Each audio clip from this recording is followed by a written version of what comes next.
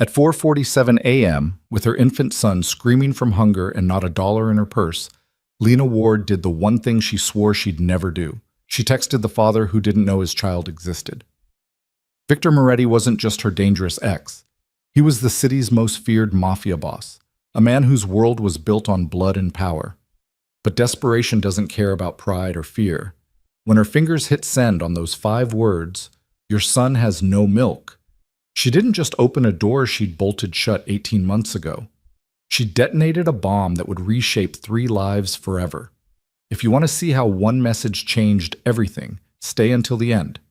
And if this story grabs you, hit that like button and drop a comment telling me what city you're watching from. I love seeing how far these stories travel. The apartment was freezing. Lena Ward sat on the edge of her sagging mattress, her 2-month-old son wailing in her arms, and stared at the empty bottle on the nightstand. The formula can beside it had been scraped clean 3 days ago. She'd stretched it as far as humanly possible, diluting each bottle a little more, rationing every scoop like it was gold dust. But you couldn't dilute nothing, and now she had nothing. The digital clock on the microwave in her kitchenette blinked 4:47 a.m. in angry red numbers. In 13 minutes, her son would have been crying for exactly 2 hours. She'd walked him, bounced him, sung to him until her voice cracked. She'd tried giving him water in the bottle, but he was too young for that. And he knew the difference. He knew what he needed, and she couldn't give it to him. The rent notice was still taped to her door from yesterday. 72 hours to pay or vacate. The utilities warning had come 3 days before that. She had $4.37 to her name. Her phone had 11% battery left because she couldn't afford to turn the heat on, which meant she couldn't afford to charge anything without watching every percentage point disappear. Lena looked down at her son's red, furious face. His name was Owen. She'd named him after her father, who died when she was 12. Her father would have been ashamed to see her now, 26 years old, alone, broke, unable to feed her own child. But he would have been more ashamed if he knew who Owen's father was. She closed her eyes and took a breath that hurt her chest. There was one option, one single option she'd locked away in a place so deep she'd almost convinced herself it didn't exist. But at 4:47 a.m., with her baby screaming and her breasts empty because she'd stopped producing milk 2 weeks ago from stress and malnutrition, that locked box cracked open. Her phone sat on the nightstand beside the empty bottle. She picked it up. Her hands were shaking as she opened her contacts. She scrolled past the handful of names still there. Her former coworker who'd stopped answering after Lena couldn't make it to her wedding, the landlord whose number she'd saved out of necessity, the clinic where Owen had his checkups that she could barely afford. And then, at the bottom, a number with no name attached. She'd deleted his contact the day she left, but she'd never deleted the number itself. Some part of her, the part that had loved him once, the part that had been terrified of him always, knew that erasing him completely might mean erasing her last lifeline if the world ever collapsed this far. The world had collapsed. Lena stared at the 10 digits. She hadn't spoken to Victor Moretti in 18 months, hadn't seen him in 19. The last time they'd been in the same room, she told him she needed space to think about their relationship. Then she'd disappeared in the middle of the night with one suitcase and a pregnancy test in her pocket showing 2 pink lines. She'd never told him about Owen. How could she? Victor Moretti wasn't someone you tied to a child. He wasn't someone you gave that kind of leverage, that kind of vulnerability. He was a man whose business was violence, whose reputation was built on fear, whose world had no room for something as fragile and pure as a baby. So she'd run. She'd changed her number, moved across the city to this rotting neighborhood where his people would never look, and she'd worked 3 jobs while pregnant until her body gave out, and she'd nearly lost Owen at 7 months. After that, she'd been too high risk to work, and the money had evaporated like steam.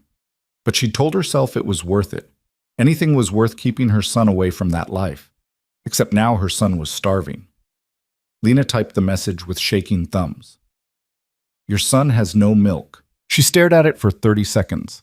Her finger hovered over the send button while Owen's cries escalated into something that sounded less like anger and more like genuine suffering. She hit send. Then she dropped the phone like it had burned her and immediately wanted to throw up. What had she just done? What had she just opened? Victor didn't even know Owen existed. That message would hit him like a freight train. He'd have questions. He'd have demands. He'd come here, and once he came here, once he saw this place and understood what she'd been hiding, her phone buzzed. Lena grabbed it so fast she nearly dropped Owen. The message was short. Address. That was it. One word. No questions, no shock, no anger. Just a command. Her stomach twisted. That was Victor. No hesitation, no wasted time. He saw a problem. He moved. It was what had made him so dangerous. It was what had made him so magnetic when she'd been too young and too stupid to understand what kind of man he really was. She typed her address with numb fingers and hit send. The reply came within seconds. Don't open the door for anyone but me. 20 minutes. Lena's heart was hammering so hard she could feel it in her throat. 20 minutes. He was coming here. Victor Moretti was coming to her crumbling studio apartment in the worst part of the city, and he was going to see everything, the peeling paint, the broken heat, the empty cabinets, the son he didn't know he had screaming in her arms. She looked around the apartment with fresh eyes, seeing it the way he would see it. The mattress on the floor because she'd sold the bed frame 4 months ago. The single-burner hot plate because the stove didn't work and the landlord wouldn't fix it. The black mold creeping up the corner of the bathroom. The window that didn't close all the way, letting in the freezing February air. This was where she'd raised his son for 2 months. This was what she'd chosen over him. Lena stood up and started pacing, trying to calm Owen, trying to calm herself. She couldn't do this. She couldn't face Victor. Not like this. Not with proof of her failure crying in her arms and evidence of her poverty spread across every surface. But Owen was hungry. Owen needed food, and she'd already hit send. The 20 minutes felt like 20 seconds. When the knock came, it was soft, almost gentle. That was somehow worse than if he'd pounded on the door. It meant he was in control. It meant he wasn't angry. It meant he was thinking. Lena walked to the door and opened it. Victor Moretti stood in her hallway, and the sight of him punched the air from her lungs. He looked exactly the same, tall, broad-shouldered, wearing a black wool coat that probably cost more than 3 months of her rent.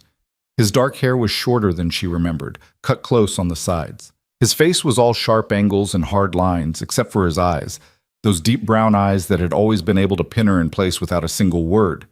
He was holding grocery bags.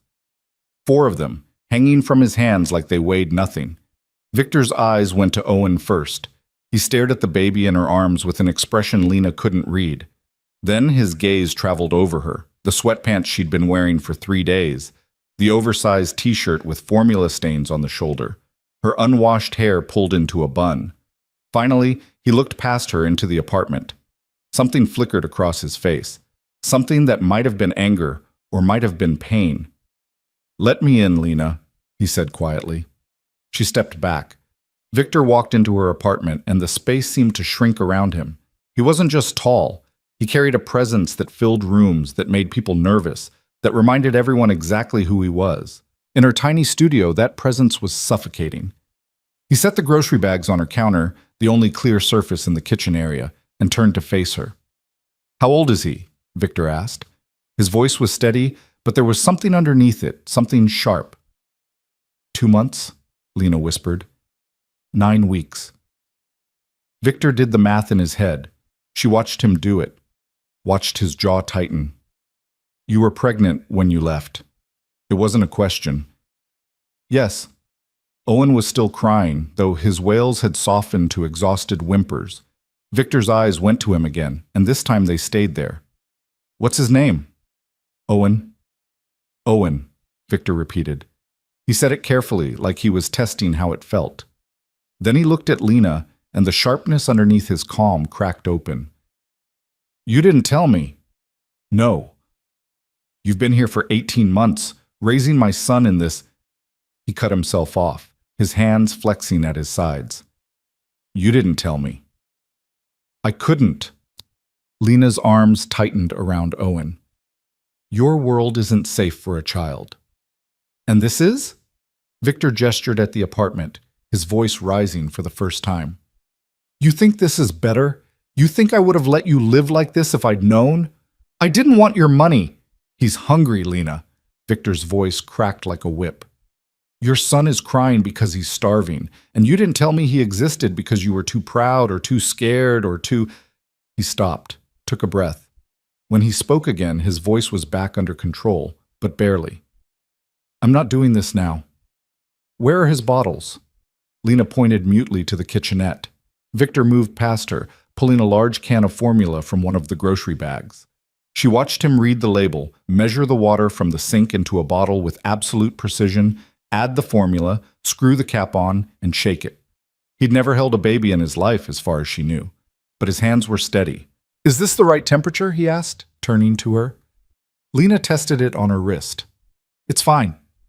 Victor crossed the small space between them, and, for the first time in 19 months, came close enough that she could smell his cologne. Something expensive and cedar dark that brought back 1,000 memories she'd tried to bury. Can I hold him? He asked. Lena's first instinct was to say no, to pull Owen closer and tell Victor he'd lost the right to ask. But Owen was crying, and the bottle was ready, and she was so tired she could barely stand. She transferred Owen into Victor's arms. For a second, Victor looked almost uncertain. He adjusted his grip, supporting Owen's head the way she'd taught herself from YouTube videos, and brought the bottle to the baby's lips. Owen latched on immediately and started drinking like he was dying of thirst. The apartment went quiet except for the sound of Owen's desperate sucking. Victor stared down at his son. His face had gone completely still. Lena watched emotions move through his eyes too fast to name: shock, wonder, anger, something that might have been grief. He has your nose, Victor said finally. His voice was rough. Lena almost laughed, but it came out as something closer to a sob. He has your eyes. Does he? Can't you tell? Victor looked up at her, and for just a second, the hard mask slipped. He looked lost. I don't know what I'm looking at, he admitted. I don't know what I'm supposed to see. You didn't give me the chance to know. The words hit harder than any accusation. Lena sank onto the edge of her mattress. I was trying to protect him. From me. From your life. They're the same thing, Lena. Victor sat down beside her, still holding Owen, still feeding him. The mattress dipped under his weight. You can't separate them. I know what I am. I've always known. But this... He looked down at Owen, whose eyes were starting to drift closed as he drank. You should have told me. Would you have let me go? The silence stretched long enough to be an answer. No, Victor said finally. I wouldn't have. But I would have made sure you had everything. I would have made sure he had everything. You wouldn't be living in a place with black mold and no heat. You wouldn't be choosing between rent and formula. You wouldn't be... Alone? Lena finished. Victor turned to look at her. Yes, you wouldn't be alone. Owen had finished the bottle. Victor set it aside and adjusted the baby against his shoulder, patting his back with surprising gentleness. A few seconds later, Owen burped, and a small smile cracked across Victor's face. It was the first time Lena had seen him smile in almost 2 years. He's perfect, Victor said quietly. Lena felt tears burn her eyes. I know. How have you been managing? I haven't. The admission came out flat. I've been failing, slowly. The rent's overdue. The utilities are about to be shut off. I have $4 until I can find work again, but I can't find work because I can't afford childcare. And I can't afford childcare because I don't have work. It's a loop I can't break. Victor's jaw tightened again. Why didn't you call sooner? Because I was still trying to protect him from you. And now? Lena looked at her son, sleeping against Victor's shoulder with his tiny mouth still working in his sleep like he was dreaming about milk. Now I'm out of options, she whispered. Victor stood up, still holding Owen with a care that looked almost natural. He walked to the window, looking out at the pre-dawn darkness, and Lena watched his reflection in the glass. Pack a bag, he said. Her stomach dropped. What? For both of you. Pack whatever you need for a few days. Victor, I can't just... He turned around, and the look on his face stopped her mid-sentence. This ends today, Lena. You don't have heat. You don't have food. You can't pay rent. Your son is 2 months old, and he's been living in conditions that could get him taken away from you if the wrong person saw this place. His voice was calm, but there was iron underneath it. I'm not asking. Pack a bag. Where are we going? Somewhere safe, somewhere warm, somewhere with food and clean water and everything a baby needs. He paused. My home. Lena's heart started racing. I can't live with you. You're not living here anymore. That's not negotiable. Victor crossed back to her and carefully transferred Owen into her arms. The baby stirred but didn't wake. I'm going to unload the rest of these groceries. You're going to pack. And then we're leaving. You can't just decide. I can. Victor's eyes locked on hers. Because you made me a father without my knowledge, and you've been raising my son in poverty for 2 months without my help. And those facts mean you don't get to make unilateral decisions anymore. We do this together now, or I make them for you. Your choice. It should have made her angry. It should have made her fight back. But Lena was too exhausted, too worn down, too relieved that someone was finally taking some of the weight. One night, she said. We'll stay one night, and then we'll figure something else out. Victor studied her face.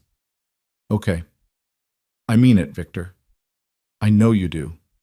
He turned back to the groceries and started unpacking. Formula, diapers, baby wipes, jars of pureed food for when Owen was older, bottles, pacifiers. Then food for her, bread, eggs, cheese, fruit, things that didn't need cooking. But one night becomes 2 when you see that he's sleeping through for the first time because he's warm and fed. 2 becomes 3 when you're not worried about the lights going out. And 3 becomes however long it takes for you to understand that I'm not letting either of you go again. Lena held Owen closer. This doesn't mean I forgive you for everything. I know. It doesn't mean I trust you. I know that too. And it doesn't mean we're together. Victor paused, his back still to her. Lena, we were never not together. You just ran far enough that you could pretend we were. Before she could respond, he turned around with a package of diapers. Show me how to change him, Victor said. I'm going to need to know. The drive to Victor's house took 40 minutes. Lena sat in the back of his car, a sleek black SUV that probably cost more than she'd make in 5 years, with Owen's carrier strapped in beside her. Victor had installed the car seat base himself with the kind of meticulous attention she remembered from when he used to check her seatbelt before driving anywhere. Some things hadn't changed. The city slipped past the tinted windows as dawn started to break. They drove out of her neighborhood with its boarded-up shops and chain-link fences, through downtown with its empty streets, and into the hills where the houses got bigger and the gates got taller. Victor's estate was at the end of a private road. Lena had been here once before, about 2 years ago, before everything fell apart. It had intimidated her then. It terrified her now. The gate opened automatically as they approached. Victor pulled through and up a long driveway lined with bare trees. The house at the end was massive, stone and glass and sharp modern lines that looked like they'd been carved out of the hillside. You remodeled, Lena said quietly. Had to. Old place had too many bad memories. Victor glanced at her in the rearview mirror. I bought this one 6 months ago. Fresh start. He pulled into a garage that held 4 other cars, all of them expensive. The door closed behind them with a quiet hum. Victor got out first and came around to help with Owen's carrier. Lena unbuckled it and let him lift it out, watching the way he handled it, carefully, like it was made of glass. They walked through a mudroom into the house itself, and Lena's breath caught. Everything was different from the old place. Where that had been dark wood and heavy furniture, this was light and open. Floor-to-ceiling windows looked out over the city below. The floors were pale hardwood. The walls were white. It felt clean, new, safe. Guest room is upstairs, Victor said. I had it prepared after I got your message. Lena looked at him sharply. You had time to prepare a room? I made calls on the way. He led her up a floating staircase to the 2nd floor and down a hallway. This is yours. He opened a door. The room inside was beautiful. A large bed with white linens, a dresser, a chair by the window, and in the corner, a bassinet that looked brand new. Lena walked in slowly, carrying her pathetic duffel bag that held 2 changes of clothes and Owen's 3 salvaged onesies. The bathroom's through there, Victor said, pointing. Towels are in the cabinet. There's a nursery across the hall that's being stocked today. Cribs, changing table, everything. Should be done by tonight. Lena set her bag down and turned to face him. You're really doing this? Yes. Why? Victor set Owen's carrier gently on the floor and straightened. For a long moment, he just looked at her. "Because he's mine," he said finally.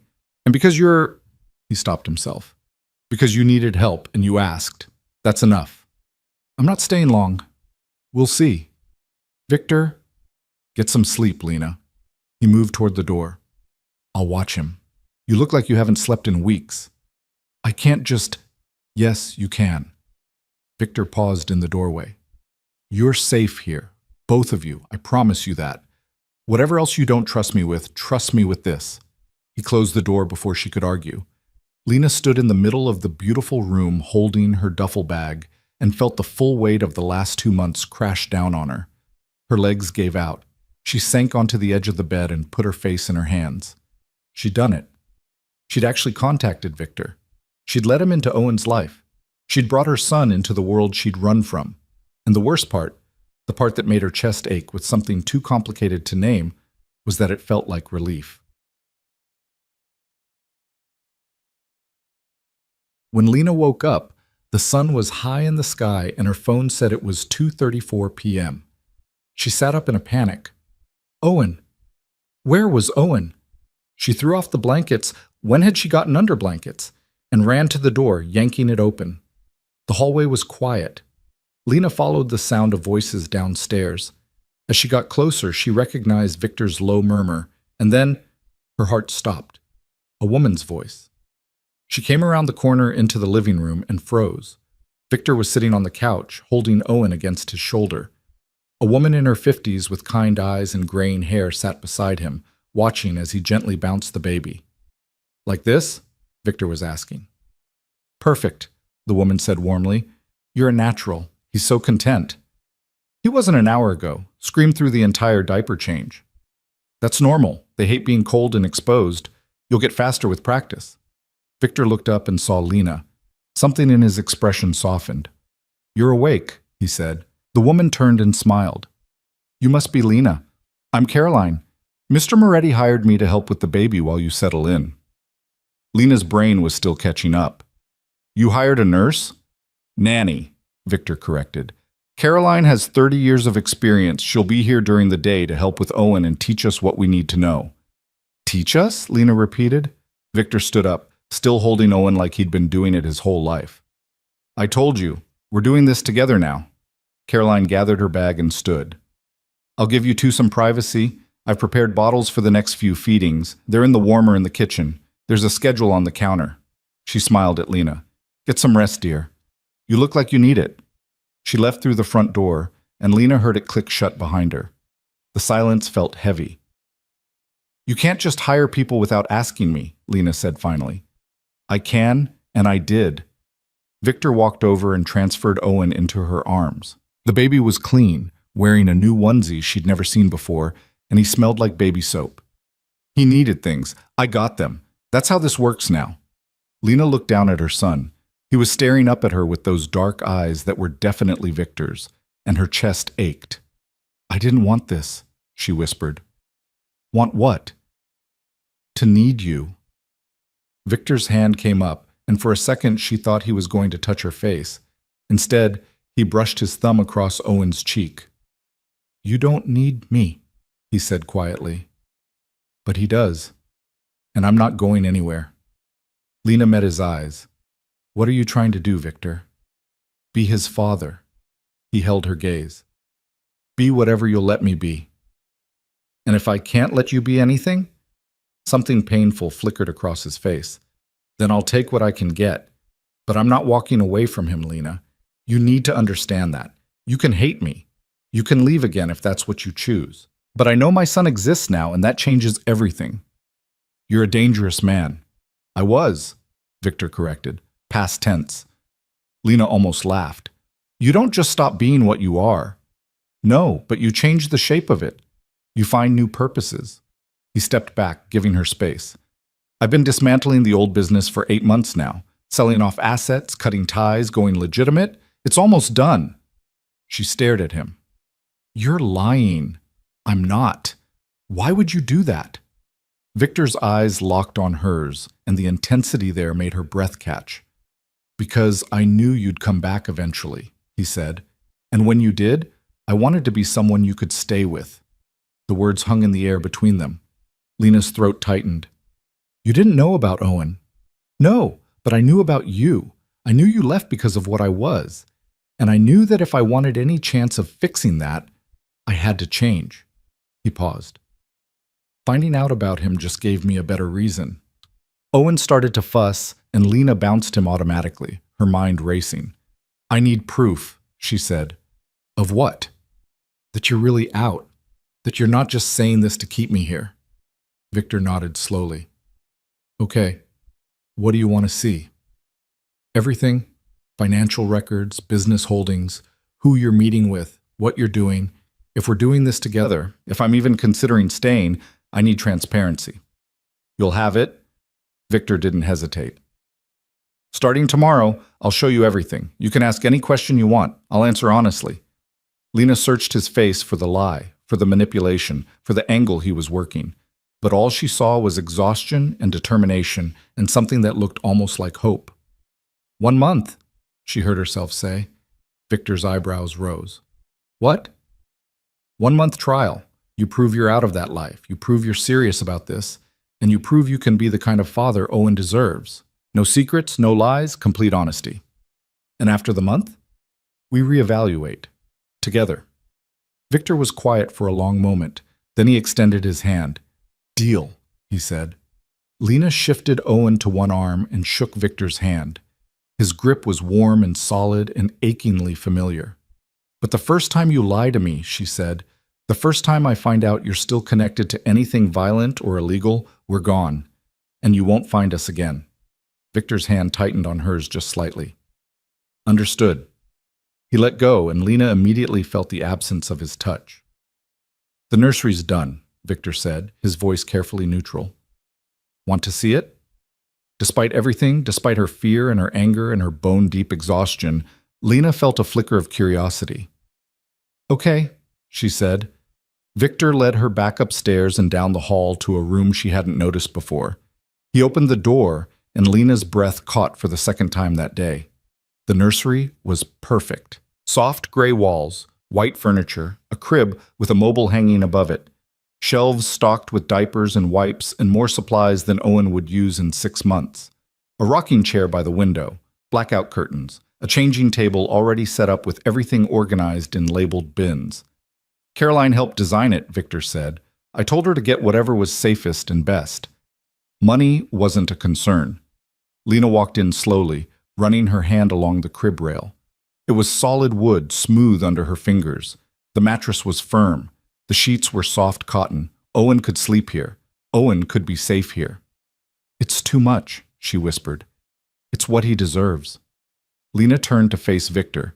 He was standing in the doorway, watching her with an expression she couldn't quite read. "Why are you really doing this?" she asked. "I told you." "No, not the surface answer, the real one." Victor was quiet for a long time. Then he stepped into the nursery and closed the door behind him, like he needed the privacy even though they were alone in the house.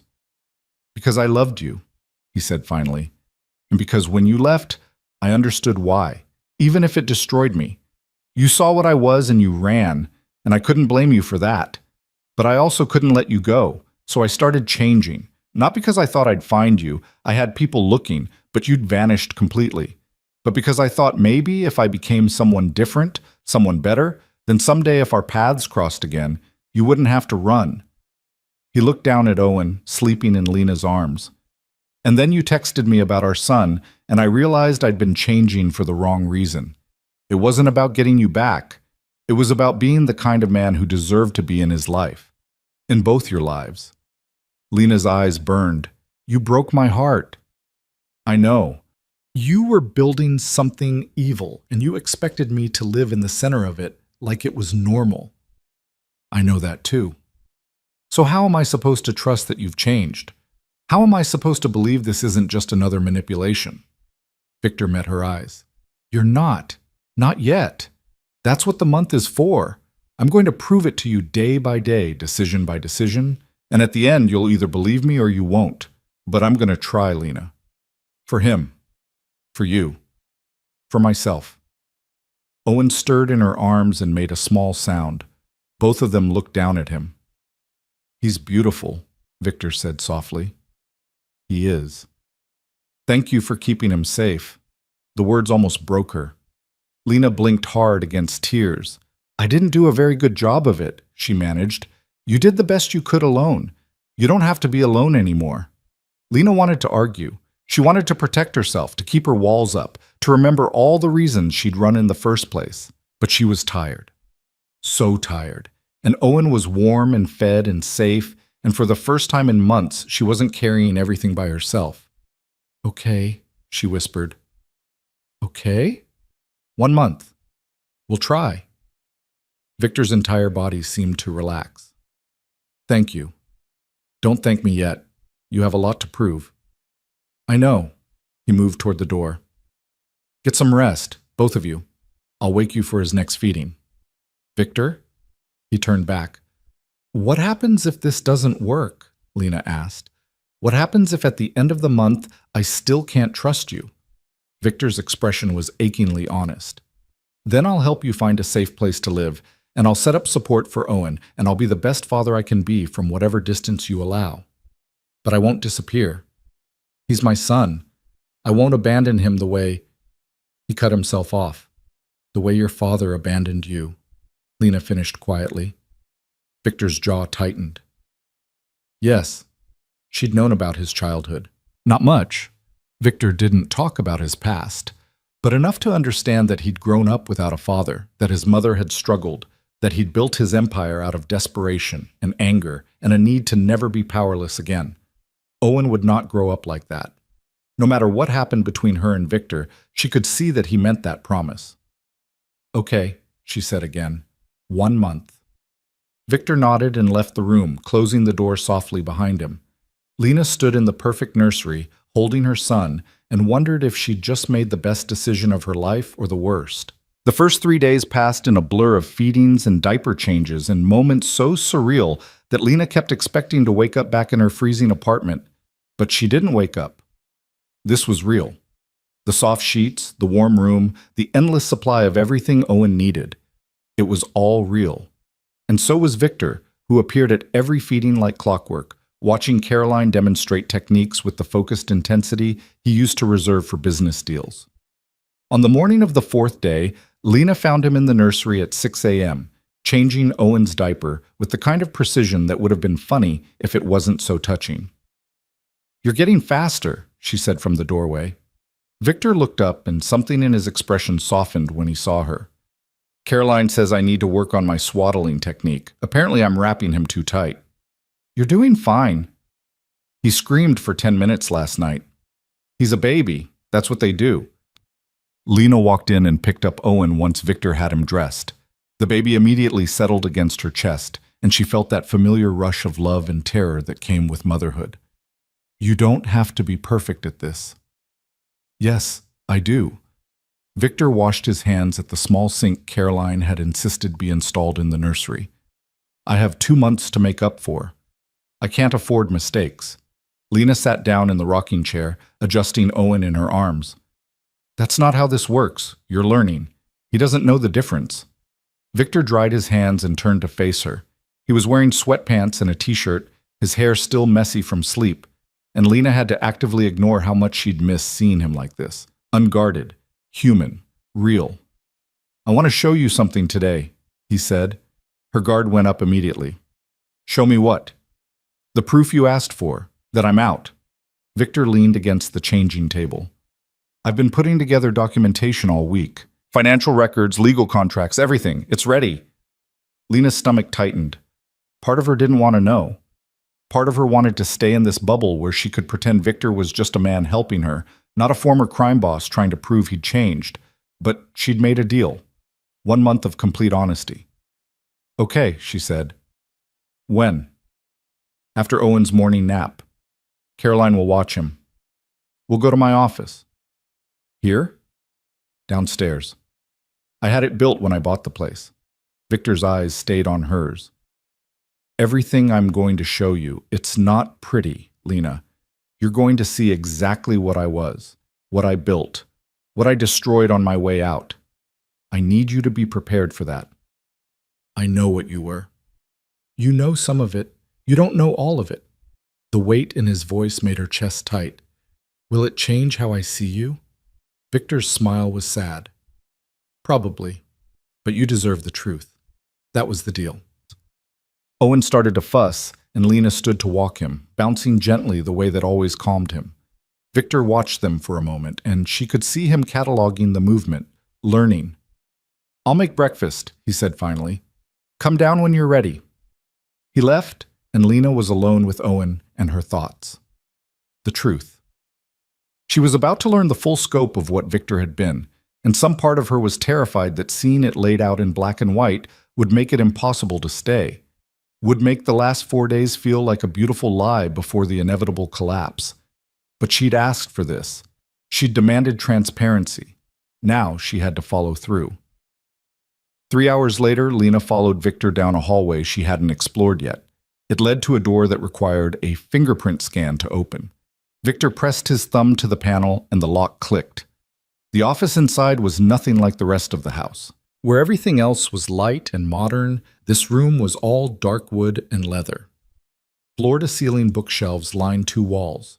A massive desk sat in front of windows that overlooked the city, and on the desk, several thick folders waited. Sit, Victor said, gesturing to one of the chairs across from his desk.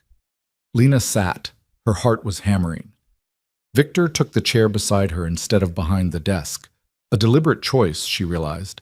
He wasn't positioning himself as the authority here. He was sitting with her as an equal. He pulled the first folder over and opened it. This is everything, he said quietly. 6 years of building an empire and 8 months of tearing it down. I'm going to walk you through all of it, and you can ask any question you want. But before I start, I need you to understand something. Lena looked at him. I'm not going to make excuses, Victor continued. I'm not going to justify what I did or try to explain it away. I made choices, bad choices, choices that hurt people, and I'm going to own all of it, okay? Okay, Lena whispered. Victor took a breath and started talking. He told her about the beginning, how he'd started with protection rackets in his 20s, leveraging his reputation for violence into profit, how he'd expanded into gambling, then smuggling, then money laundering, how the empire had grown faster than he could control, pulling him deeper into a world where power meant everything and mercy was weakness. He showed her financial records that detailed transactions she could barely comprehend, millions of dollars moving through shell companies, offshore accounts, businesses that existed only on paper. He explained each one with the detached efficiency of a professor teaching a class, never flinching from the ugliest parts. Then he showed her the cost. This is Marco DeLuca, Victor said, sliding a photograph across the desk. It showed a man in his 40s with graying hair. He worked for me for 3 years. Good man. Loyal. He got caught skimming money to pay for his daughter's cancer treatment. Lena's stomach dropped. What happened to him? I had him beaten as an example to the others. Broke his jaw, 3 ribs, and his left arm. Victor's voice was flat. He couldn't work for 6 months. His daughter died while he was recovering because he couldn't afford the treatments. Victor, I need you to hear this. His eyes were hard. I need you to know exactly who you're dealing with. Marco wasn't the only one. There were others. People who crossed me, people who failed me, people who were just in the wrong place at the wrong time. I hurt them. Sometimes I did it myself. Sometimes I gave the order. But I'm responsible for all of it. Lena felt sick. She'd known Victor was dangerous. She'd known he'd done terrible things. But hearing the specifics, seeing the evidence laid out in front of her, made it real in a way that abstract knowledge never had. Why are you telling me this? She asked. Because you need to make an informed choice. You need to decide if you can trust a man who did these things, even if he's trying to change. Victor pushed another folder toward her. This is what I've done to get out. Every business I've sold, every connection I've severed, every debt I've paid to make sure no one has leverage over me anymore. It took 8 months and cost me almost everything I'd built. Lena opened the folder. Inside were contracts, wire transfers, legal documents. She didn't understand most of it, but she could see the pattern, systematic dismantling of an empire. The last piece closes next week, Victor said. A warehouse operation on the east side. Once that's sold, I'm completely clean. Legitimate income only. Investments, real estate, A security consulting firm that actually does security consulting instead of being a front. Security consulting? Lena looked up. Turns out people will pay a lot of money for someone who knows how criminals think. Victor's smile was bitter. I'm using what I learned in that world to help people protect themselves from it. It's not redemption. But it's something. Lena stared at the documents in front of her. The evidence of Victor's past was overwhelming, but so was the evidence of his effort to change. What about the people you hurt? She asked. Marco and the others, what happens to them? Victor pulled out another folder, thinner than the rest. I've been trying to make amends where I can. Marco got an anonymous donation that covered his medical bills and then some. I can't bring his daughter back, but I could at least make sure he didn't lose everything. Others got similar help, enough to rebuild, to start over. Some refused to take it. I don't blame them. They don't know it came from you? No, and they never will. I'm not doing it for forgiveness. I'm doing it because it's right. Victor closed the folder. There are some people I can't make amends to. People who died because of decisions I made. All I can do is try to be better going forward. Lena's hands were shaking. She folded them in her lap and tried to process everything she'd just learned. I need a minute, she said. Take your time. She stood and walked to the window. The city sprawled below, beautiful and indifferent. Somewhere out there were people whose lives Victor had destroyed. Somewhere out there were families who would never be whole again because of choices he'd made. But up here, in this house, was a man trying desperately to be different. A man learning to change diapers and make bottles and be a father to a son he hadn't known existed. Could those two versions of Victor coexist? Could someone who'd done such terrible things really become someone safe? Lena, Victor said quietly behind her. If you want to leave, I'll help you. I meant what I said. Owen deserves a father, but he also deserves a mother who feels safe. If you can't feel safe here, we'll find another way. Lena turned to face him. Do you still have connections to that world? People who could come after you? After us? No. That's why it took 8 months to get out. I had to close every door, settle every debt, make sure no one had a reason to come looking. The people who knew me then think I retired, moved abroad.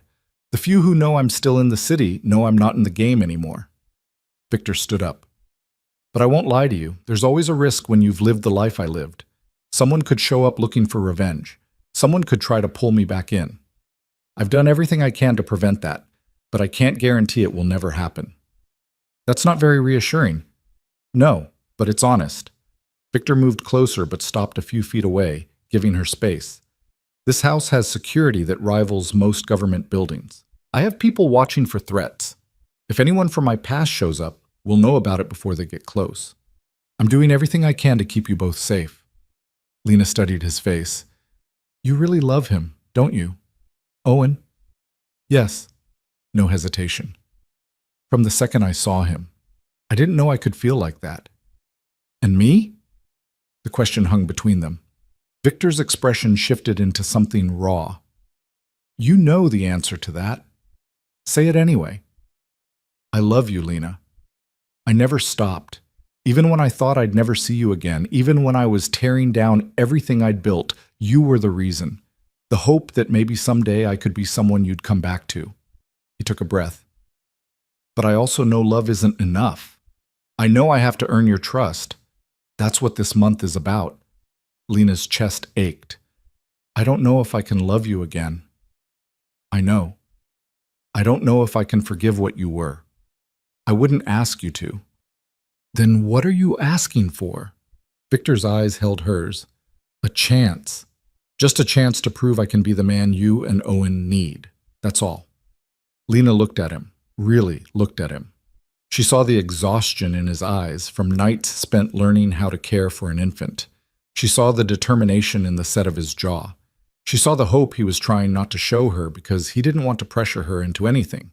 And underneath all of it, she saw the man she'd fallen in love with 4 years ago, the one who'd made her laugh, who'd protected her, who'd made her feel seen in a way no one else ever had. That man had been real. He'd just also been a criminal. Okay, she said finally. Okay? I'm staying for the rest of the month, like we agreed, but Victor... She moved closer. If I find out you lied about any of this, if I find out there's still something you're hiding, we're done. Completely. Do you understand? I understand. And I need you to understand something too. I'm not here because I love you. I'm here because Owen needs stability and safety. And right now, you're offering that. Don't confuse those things. Something flickered across Victor's face. Pain, maybe, or disappointment, but he nodded. I won't. Good. Lena turned toward the door. I should check on him. Caroline's probably ready for a break. Lena, wait. She turned back. Victor was still standing by the desk, and he looked like he wanted to say something important. But after a moment, he just shook his head. Thank you, he said instead, for staying, for giving me this chance. Lena nodded and left the office, her mind spinning. She'd seen the proof. She'd heard the truth. And against every instinct that told her to run, she was choosing to stay. The question now was whether that choice would save them or destroy them. That night, Lena woke to the sound of Owen crying. She checked her phone, 2:17 a.m. Right on schedule for his middle-of-the-night feeding. She dragged herself out of bed and padded across the hall to the nursery. But when she opened the door, she found Victor already there. He was sitting in the rocking chair, holding Owen, offering him a bottle in the dim glow of the nightlight. I've got him, Victor said quietly. Go back to sleep. Lena should have. She was exhausted. But something made her walk into the room and sit down on the ottoman near the chair. Can't sleep anyway, she said. They sat in comfortable silence while Owen drank his bottle. The house was quiet around them, and the moment felt strangely intimate, just the three of them in this small room in the middle of the night. He likes you, Lena said after a while. Victor looked down at Owen. You think so? I know so. He settles faster when you hold him now. He recognizes your voice. Caroline says babies can sense tension. I've been trying to stay calm around him. You're doing more than that. You're being present. That matters more than technique. Lena pulled her knees up to her chest. My father wasn't around much when I was growing up. He worked 3 jobs to keep us afloat after my mom left. I know he loved me, but I barely saw him. I always told myself if I had kids, they'd have a parent who was actually there. Is that why you didn't tell me? Victor asked. Because you thought I'd be like that? No, I thought you'd be there too much, that you'd suffocate us with protection and control and all the things that came with your world. I thought Owen would grow up surrounded by violence and fear, and I couldn't— Her voice cracked. I couldn't let that happen to him. Victor was quiet for a long moment. Owen had finished his bottle, and Victor lifted him to his shoulder, patting his back gently. I would have, he said finally. If you told me then, 2 years ago, before I started changing, I would have done exactly what you feared. I would have locked you both away somewhere I thought was safe and controlled every aspect of your lives. I would have convinced myself it was protection, but it would have been a prison. Lena's throat tightened. And now? Now I understand that's not safety. That's not love. Real protection means giving you both the freedom to choose and making sure you have everything you need to make those choices from a position of strength. Victor looked at her over Owen's head. That's why I'm showing you everything. That's why I'm not making demands. I'm trying to give you power instead of taking it away. Owen burped, and a small smile crossed Victor's face. He lowered the baby back into his arms and stood, moving to the crib. He laid Owen down with a gentleness that made Lena's chest ache, then covered him with a soft blanket. They both stood there for a moment, watching their son settle into sleep. He's perfect, Victor whispered. He really is. Victor turned to face her in the dim light. They were standing close, closer than they'd been since she arrived. Lena could smell his cologne again, could see the shadow of stubble on his jaw, could remember exactly what it had felt like to kiss him. I should go, she said, but she didn't move. Lena, don't. She took a step back. Don't make this harder than it already is. I wasn't going to. Victor's hands flexed at his sides like he wanted to reach for her, but wouldn't let himself. I was just going to say you're a good mother. Owen's lucky to have you. The unexpected compliment hit her harder than any declaration of love would have. Thank you, she managed. She left the nursery before she could do something stupid like cry or close the distance between them or admit that she was starting to see glimpses of the man she'd loved underneath the monster she'd been running from. The next 2 weeks fell into a rhythm. Victor proved himself in small, consistent ways. He showed up for every feeding, learned to soothe Owen when he was fussy, took the night shifts so Lena could sleep. He asked Caroline questions constantly, taking notes like he was studying for an exam. He researched developmental milestones and bought books about infant care that he read cover to cover, and he kept his promise about transparency. Every evening after Owen went to bed, Victor would give Lena updates on his business dealings. He showed her contracts before he signed them. He explained his schedule and where he'd been during the day. He introduced her to his lawyer, his accountant, and the few legitimate business partners he was building relationships with. It was exhausting and overwhelming, and exactly what she'd asked for. Lena found herself relaxing incrementally. The tight ball of anxiety in her chest loosened a little more each day. She started sleeping through the nights Victor took Owen. She started eating the meals Victor's chef prepared without checking for ulterior motives. She started believing, against all logic, that this might actually work. On the 17th day, Victor asked her to take a walk with him. "Caroline can watch Owen for an hour," he said. "I want to show you something." They walked through the estate gardens, bare and winter-dead, but still beautiful in their architecture. Victor led her to a greenhouse she hadn't noticed before. Inside, it was warm and green and alive. Plants grew in careful rows, and the air smelled like earth and growth. "I started this 3 months ago," Victor said. "After everything else was done, I needed something to do with my hands. Something that built instead of destroyed." Lena walked between the rows, trailing her fingers across leaves. "It's beautiful. It's therapy." Victor stopped beside a row of seedlings. "Every morning I come out here and take care of these plants. Water them, check for disease, remove dead growth. It reminds me that change is possible, that you can take something dormant and help it grow into something new." Lena looked at him. "Is that what you think you're doing? Growing into something new?" "I'm trying." Victor crouched down to adjust one of the seedlings. "I don't know if it's enough. I don't know if I can ever be truly clean of what I was, but I know I'm different than I was 2 years ago. I have to believe that matters." "It does matter." The words came out before Lena could stop them. "I've been watching you, Victor, with Owen, with me, with everything, and I can see you're trying. I can see you're different." Victor stood slowly. "Different enough?" "I don't know yet." Lena wrapped her arms around herself. "That's the honest answer. I don't know if what you're building here is real or if it's just another beautiful cage. I don't know if I can separate the man you were from the man you're trying to be, but I'm starting to want to believe it's possible." "That's more than I hoped for," Victor said quietly. They stood in the greenhouse surrounded by growing things, and Lena felt the first crack in the wall she'd built around her heart. It terrified her. That night, Lena was giving Owen a bath when Victor appeared in the doorway. "There's someone here to see you," he said. Her hands froze in the water. "Who?" "Your former landlord. He's at the gate asking to speak with you about the back rent." Ice flooded Lena's veins. She'd almost forgotten about that life. The apartment, the overdue bills, the constant pressure. It felt like years ago instead of weeks. "Tell him I'll pay him," she said. "I just need time."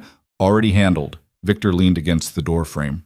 "I paid your back rent this morning along with a penalty for breaking the lease. You're clear." Lena stared at him. "You can't just do that." "I can, and I did. He showed up looking for money or looking to cause trouble. Either way, I wasn't going to let him harass you. That was my responsibility." "You're the mother of my child. Your responsibilities are my responsibilities now." Victor's tone was matter of fact. "He's gone. You don't have to think about that place anymore." Lena should have been angry. She should have hated that he'd handled her problems without asking, but all she felt was relief so profound it made her lightheaded. "Thank you," she whispered. Victor's expression softened. "You're welcome." He left, and Lena finished bathing Owen with shaking hands. Another piece of her old life closed. Another reason to stay in this new one. The cracks in her wall were spreading. On the 23rd day, Lena made a decision. She found Victor in his office, working at his computer. He looked up when she entered, and something in his expression shifted when he saw her face. "What's wrong?" he asked immediately. Nothing's wrong. Lena took a breath. I want to show you something. She pulled out her phone and opened her photos.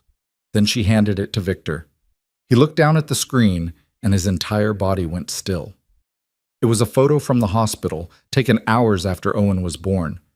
Lena looked exhausted and terrified and overwhelmed, holding a tiny red-faced baby against her chest. I took this right after they cleaned him up, Lena said quietly. I was alone. No family, no friends, no one to call, just me and him. And I remember thinking that I'd made a terrible mistake, that I should have told you, that I was going to fail him because I didn't know what I was doing. Victor's thumb moved across the screen, enlarging the photo. His eyes were locked on Owen's newborn face. You should have been there, Lena continued. I robbed you of that moment, and I robbed Owen of having his father from the very beginning. And I'm sorry. I thought I was protecting him, but I was really just protecting myself from having to trust you. Victor looked up, and his eyes were bright. Lena, I'm not saying I'm ready to forgive everything. I'm not saying we're going to be together, but I'm saying I was wrong to keep him from you. You deserve to know. And I'm sorry. Victor set the phone down carefully and stood. For a moment, Lena thought he might close the distance between them, might pull her into his arms the way he used to, but he just stood there, looking at her like she'd given him something precious. Thank you, he said roughly. That means more than you know. Can I ask you something? Anything. If I had told you about Owen from the beginning, what would you have done? Really? Victor was quiet for a long moment. Honestly, 2 years ago, I would have locked you both away somewhere I thought was safe. I would have convinced myself I was protecting you, but really I would have been controlling you, and eventually you would have hated me for it. And now? Now I would have asked what you needed and tried to provide it while respecting your choices. But I don't know if I could have done that then. I wasn't ready to be a father. I wasn't ready to be a partner. I was still trying to build an empire instead of a life. Lena nodded slowly. So maybe the timing worked out the way it needed to. Maybe. Victor's smile was sad. Or maybe we just lost 18 months we can't get back. But we have now. We have the future. That has to be enough. The wall around Lena's heart cracked a little wider. That night she lay in bed staring at the ceiling and admitted something she'd been avoiding for 3 weeks. She was falling for Victor again. Not the Victor she'd left. The new one. The one who woke up at 2 a.m. to feed his son without complaint. The one who showed her his worst moments with unflinching honesty. The one who was building greenhouses and legitimate businesses and trying desperately to be worthy of a family he'd just discovered. It terrified her. Because what if it was an act? What if he reverted the moment she let her guard down? What if she let herself love him and he destroyed her all over again? But what if he didn't? What if this was real? Lena rolled over and pulled her pillow close. 7 more days until the end of their month. 7 more days to decide if she could take the leap. 7 more days to figure out if Victor Moretti had really changed or if she was just seeing what she wanted to see. Either way, the choice was coming, and this time it would determine the rest of their lives. The morning of the 24th day, Lena woke to silence. That alone was unusual. Owen typically started fussing around 6, his internal clock more reliable than any alarm, but her phone showed 7:43 a.m., and the nursery across the hall was quiet. She got up quickly, heart hammering with the irrational panic that all new mothers knew, and hurried across the hallway. But when she pushed open the nursery door, she found Victor sitting in the rocking chair with Owen asleep against his chest. Both of them were still, peaceful, and Victor's eyes were closed. Lena's breath caught. She stood there watching them, this man and this baby, and felt something shift irrevocably in her chest. Victor's hand was spread across Owen's back, protective and gentle. His face was relaxed in sleep, younger somehow, and she could see exactly what he must have looked like as a boy before the world had hardened him into something dangerous. As if sensing her presence, Victor's eyes opened. He looked at her without moving, careful not to disturb Owen. "Morning," he whispered. "How long have you been up?" "Since 5. He was restless. Figured I'd let you sleep." Lena walked in quietly and sat on the ottoman. "You didn't have to do that." "I wanted to." Victor looked down at Owen. I like this. Being the one he needs when he wakes up. It feels like I'm making up for lost time, even though I know I can't really do that. You're here now. That's what matters. They sat in the early morning quiet, and Lena felt the weight of the week ahead pressing down on her. 6 more days until their month was up. 6 more days until she had to make her choice. Victor, she said softly, can I ask you something? Always. What happens at the end of the week, after the month is over? Victor's arms tightened slightly around Owen. That depends on you. But what do you want to happen? He looked at her then, really looked at her, and the vulnerability in his eyes made her chest ache. I want you to stay. Both of you. Not because you're scared or desperate or because you think you owe me something, but because you choose to. Because you believe I can be the man you need, the father Owen needs. Because you want to build a life here. And if I'm not ready for that? Then we figure out the next step together. I find you a safe place, I set up support, and I stay in Owen's life as much as you'll allow. But Lena, his voice dropped lower. I need you to know that my door will always be open. If you leave and change your mind in a week, a month, a year, I'll be here, waiting. Lena's throat tightened. That's not fair to you. I don't care about fair. I care about you, about him, about having the chance to be part of your lives in whatever capacity you'll allow. Victor shifted Owen carefully in his arms. I've spent the last 3 weeks trying to prove I've changed, and I think I have. But the final proof is this. I'm willing to let you go if that's what's best for you, even though it would destroy me. Because real love means wanting your happiness more than my own. Lena felt tears burn her eyes. You're making this really hard. Good. It should be hard.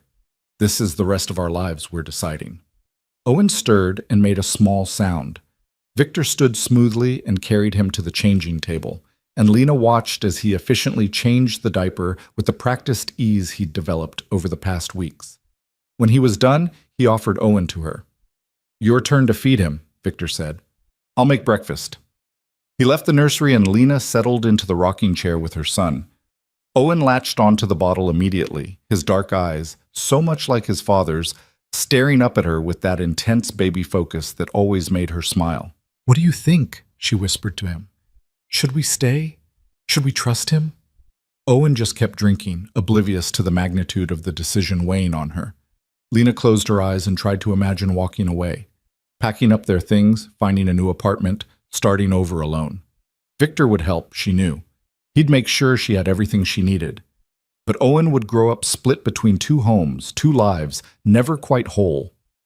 Then she tried to imagine staying, letting herself believe in this new version of Victor, building a family in this beautiful house with a man who'd once terrified her but now made her feel safer than she'd ever felt before. Both futures were terrifying in different ways. The question was which fear she could live with. 3 days before the month ended, Victor's final business deal closed.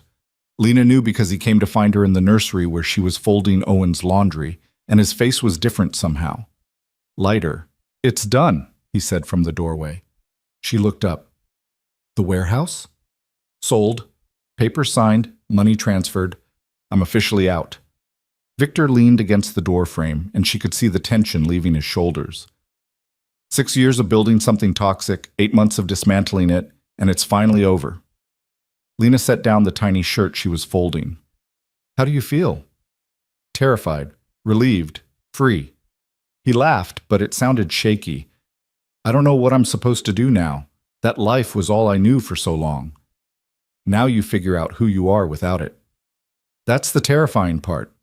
Victor walked into the nursery and picked up one of Owen's onesies, studying it like he'd never seen baby clothes before. What if I'm nothing without that world? What if I spent so much time being dangerous that I don't know how to be anything else? Lena stood and moved closer to him. You're already something else. You're a father. You're Owen's whole world right now. That's not nothing. Victor looked at her, and something in his expression was raw and uncertain in a way she'd never seen before. What if I fail at that too? You won't. You can't know that. Yes, I can. Lena took the onesie from his hands and set it on the changing table. Because I've watched you for 3 weeks. I've seen you learn and grow and show up for him even when you're exhausted or scared or unsure. You're not failing, Victor. You're becoming exactly the father he needs. And what about what you need? The question hung between them. Lena took a breath. I need honesty. I need consistency. I need to know that the man standing in front of me right now is the man who'll still be here in a year, 5 years, 20 years. I need to trust that you won't revert to who you were the moment things get hard. I can promise you that. I know promises don't mean much coming from me, but I swear to you, Lena, I'm not going back to that life. I can't, not after knowing what this feels like. What does this feel like? Victor's eyes searched hers. Like I finally understand what I was supposed to be building all along. Not an empire, a home, a family, something real. Lena's heart was hammering. They were standing so close now, close enough that she could see the flecks of gold in his brown eyes, close enough to remember exactly how it felt to kiss him. I'm scared, she admitted. Of what? Of believing you. Of letting myself hope that this is real and then having it fall apart. Of Owen getting hurt if I make the wrong choice. Victor's hand came up slowly, giving her time to pull away. When she didn't, he cupped her face with a gentleness that made her chest ache. I can't promise you that I won't make mistakes, he said quietly. I can't promise that I'll always know the right thing to do or say, but I can promise that I will never stop trying to be worthy of you both. And I can promise that if you give me this chance, I will spend every single day proving that your trust wasn't misplaced. Lena closed her eyes, leaning into his touch despite every self-protective instinct screaming at her to pull away. 2 more days, she whispered. Give me 2 more days to think. Victor's thumb brushed across her cheekbone. Take all the time you need. He dropped his hand and stepped back, and Lena immediately felt the loss of his warmth. I'm going to the greenhouse for a while, Victor said. Clear my head. Text me if Owen needs anything. He left, and Lena sank into the rocking chair, her hands shaking. She was going to stay. She knew it with a certainty that terrified her. Despite all her fears, despite all the logical reasons to run, she was going to choose Victor. Choose this life, choose to believe that people could change, and that love could survive even the worst betrayals. The question now was whether she could admit it to him before fear made her bolt. That evening, Caroline found Lena in the kitchen, staring blankly at the refrigerator. Everything all right, dear? The older woman asked. Lena turned. Can I ask you something? Of course. Do you think people can really change, like fundamentally at their core? Caroline studied her for a moment, then gestured to the kitchen table. Sit. I'll make tea. They sat together while the kettle heated, and Caroline folded her hands on the table. I've been a nanny for 30 years, she said. I've worked for all kinds of families, rich ones, poor ones, happy ones, broken ones.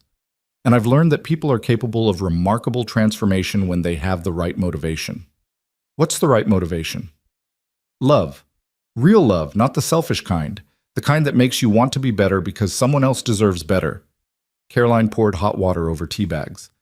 When Mr. Moretti called me 3 weeks ago, I almost said no. I'd heard things about him, rumors, enough to make me nervous about working in his home. Lena's stomach tightened. What changed your mind? The desperation in his voice.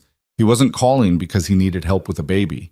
He was calling because he was terrified of failing someone he loved. That kind of fear, the fear of not being enough, that's what drives real change. Caroline pushed a mug toward Lena. I've watched him with your son. He's not playing at being a father. He's not doing it for show. That man adores that baby with every fiber of his being. I know he does. And he adores you too, even if you're not ready to hear it.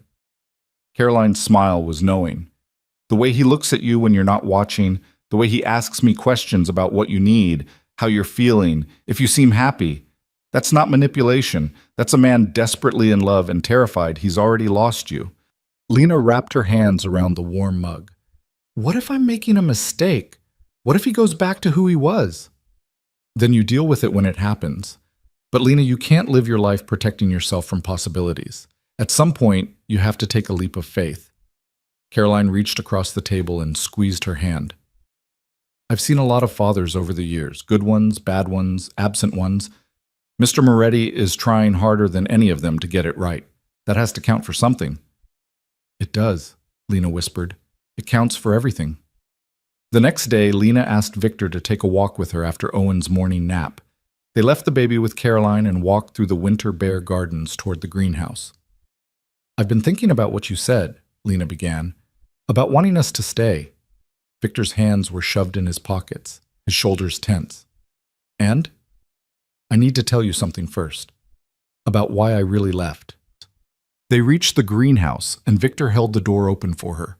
Inside, the air was warm and green and alive, and Lena felt like she could breathe for the first time all day.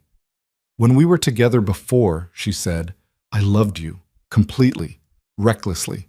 The kind of love that made me ignore warning signs and excuse things I shouldn't have excused.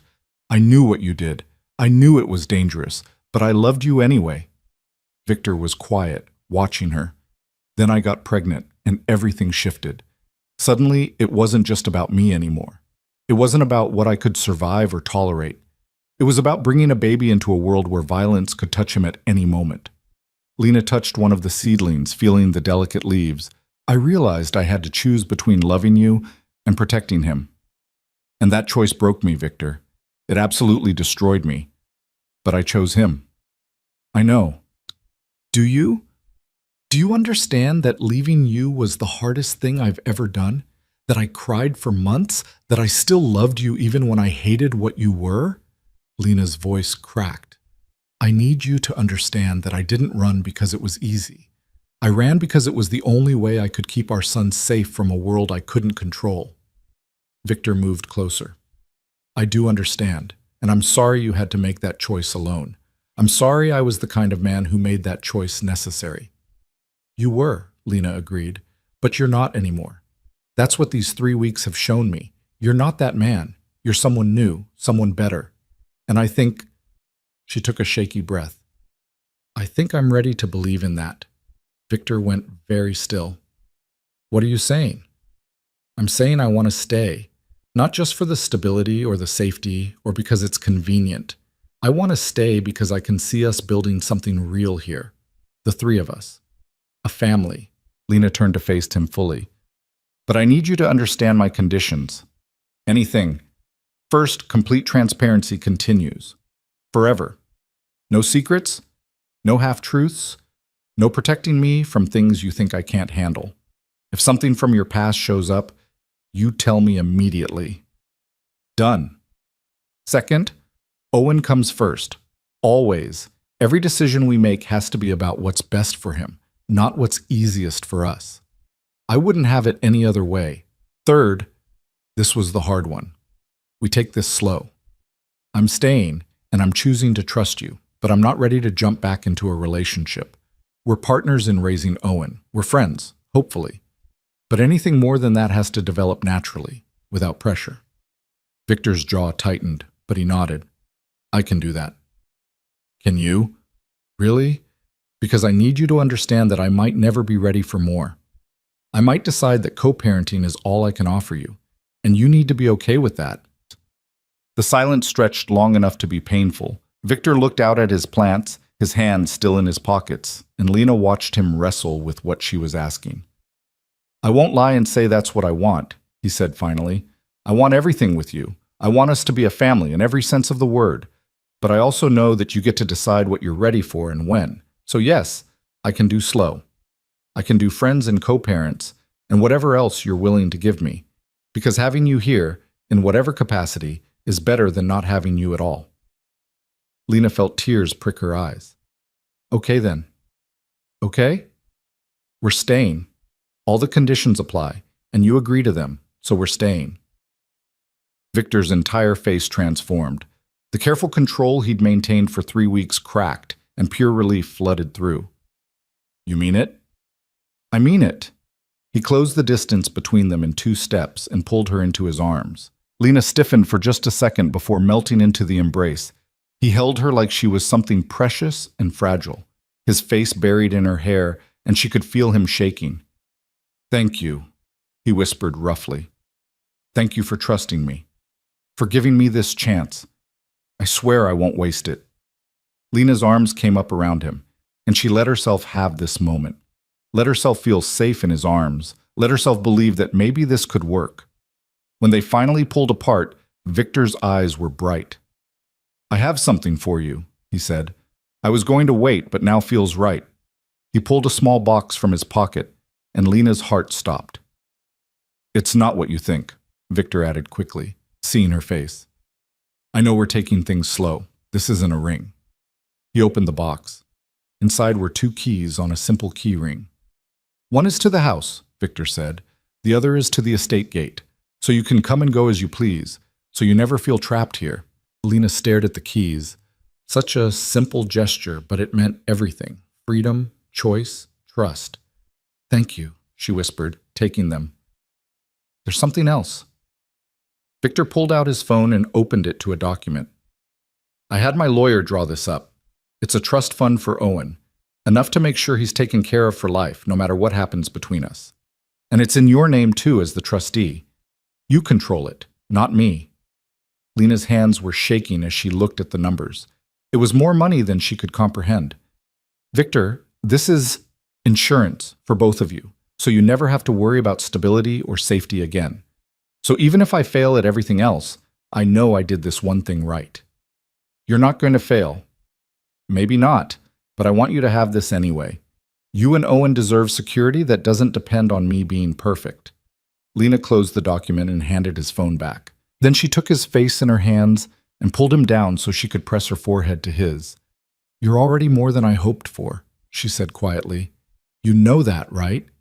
You've exceeded every expectation. You've shown up in ways I didn't think were possible. So stop waiting for the other shoe to drop and just be here with us. That's all we need." Victor's arms came around her waist. "I'm here. I'm not going anywhere." They stood like that in the greenhouse, surrounded by growing things and new beginnings, and Lena felt the last of her walls crumble. She was all in, terrified, hopeful, and completely committed. Whatever came next, they'd face it together. That night, they told Caroline over dinner. The older woman smiled like she'd known all along and immediately started making plans for how to adjust Owen's schedule now that Lena and Victor would be sharing parenting duties more equally. After Caroline left, Lena and Victor settled on the couch with Owen between them. The baby was awake and alert, staring at the ceiling fan like it held the secrets of the universe. "I was thinking," Victor said carefully, "maybe we should set up a room for you to work in. You mentioned wanting to go back to graphic design eventually. You could freelance from home, set your own hours." Lena looked at him. "You've been thinking about my career?" "I've been thinking about everything. What you need to be happy. What you need to feel fulfilled beyond being Owen's mother." He reached over and adjusted Owen's blanket. "I don't want you to feel like staying here means giving up your identity. I want you to have space to be yourself." "That's very thoughtful." "I'm trying." Victor's smile was self-deprecating. "Caroline gave me about 15 books on partnership and healthy relationships. I'm working my way through them." Lena couldn't help but laugh. "You're reading relationship books?" "I told you I'd do whatever it takes. If that means learning from people who actually know what they're doing, then that's what I'll do." He met her eyes. "I messed up our first chance. I'm not messing up the second one." Owen chose that moment to let out a massive yawn, his tiny face scrunching up adorably. Both of them smiled. "He's ready for bed," Lena said. "I'll take him."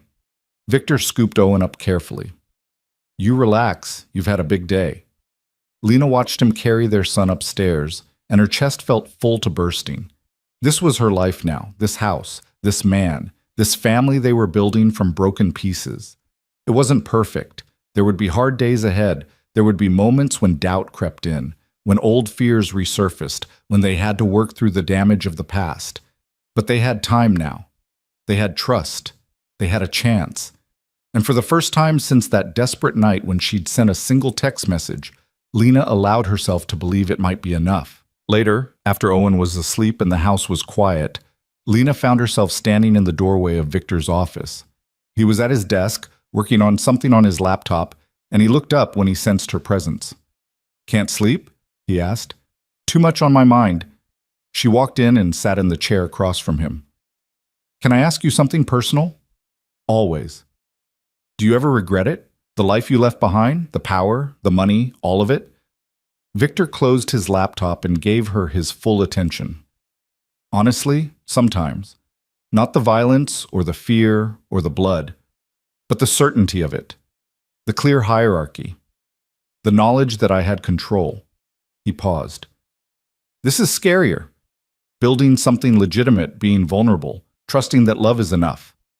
There's no rule book for this. I can't strong-arm my way through fatherhood or partnership. I have to actually show up and be present and hope it's enough. It is enough, Lena said. More than enough. You say that now, but what about 6 months from now when I make a mistake? What about a year from now when Owen's teething and neither of us has slept and we're both exhausted? Then we deal with it together. That's what partnership means, right? You don't have to be perfect. You just have to be present and honest and willing to work through the hard parts. Victor's expression softened. When did you get so wise? Around the same time I became a single mother and had to figure out how to survive on my own. Lena stood. We're going to be okay, Victor. All 3 of us. I really believe that. I hope you're right. I am. She moved toward the door, then paused. Thank you for today. For understanding what I needed. For giving me time. Thank you for staying. Lena smiled and left him to his work, but she felt lighter than she had in months. Maybe even years. The last day of their month arrived quietly.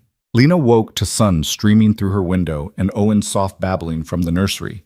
She got up and found Victor already in there, changing the baby's diaper while carrying on a one-sided conversation about the weather. It's supposed to rain this afternoon, Victor was saying seriously. But don't worry, we'll stay inside where it's warm. Maybe we'll read that new book Caroline brought, the one with the farm animals. Owen gurgled in response, and Victor grinned. I'm glad you agree. Very sophisticated literary choice for someone so young. Lena laughed from the doorway, and Victor looked up. Morning, he said. We were just discussing our agenda for the day. I heard. Very important meeting. Victor finished with the diaper and picked Owen up. The most important. He's a demanding boss. They went downstairs together, falling into the morning routine they'd established over the past weeks. Victor made coffee while Lena warmed Owen's bottle. They took turns feeding and burping the baby. They ate breakfast at the kitchen island, talking about nothing and everything. It felt domestic. Normal. Right. I was thinking, Victor said as he cleared their plates, maybe next week we could start interviewing pediatricians. Find one you're comfortable with for Owen's regular checkups. That's a good idea. I've been taking him to a clinic across town, but it would be easier to have someone closer. I'll have Caroline compile a list of the best ones in the area. We can visit a few, see who you like. Lena watched him load the dishwasher with meticulous care and felt a wave of affection so strong it startled her. This man who'd once terrified her was now discussing pediatricians and worrying about Owen's checkup schedule. The transformation was remarkable. Victor, she said softly. He turned. Yeah? I'm glad I texted you that night. Even though I was terrified, even though I wasn't sure what would happen. I'm glad I took that chance. Victor set down the dish he was holding and came around the island to where she sat. He didn't touch her, respecting the boundaries she'd set, but he stood close enough that she could see the emotion in his eyes. So am I, he said. Best message I've ever received, even if it scared the hell out of me at the time. We've come a long way in a month. We have. And we have so much farther to go. Victor smiled. But I'm looking forward to it, every day of it. Owen started fussing, and Victor immediately moved to pick him up, swaying gently until the baby settled. Lena watched them together, her son and his father, and felt a sense of peace she hadn't known was possible. They'd made it through the month. They'd faced the truth, confronted the past, and chosen to move forward together. It wasn't the ending she'd expected when she sent that desperate message at 4:47 a.m. 4 weeks ago. It was better. Because this wasn't an ending at all.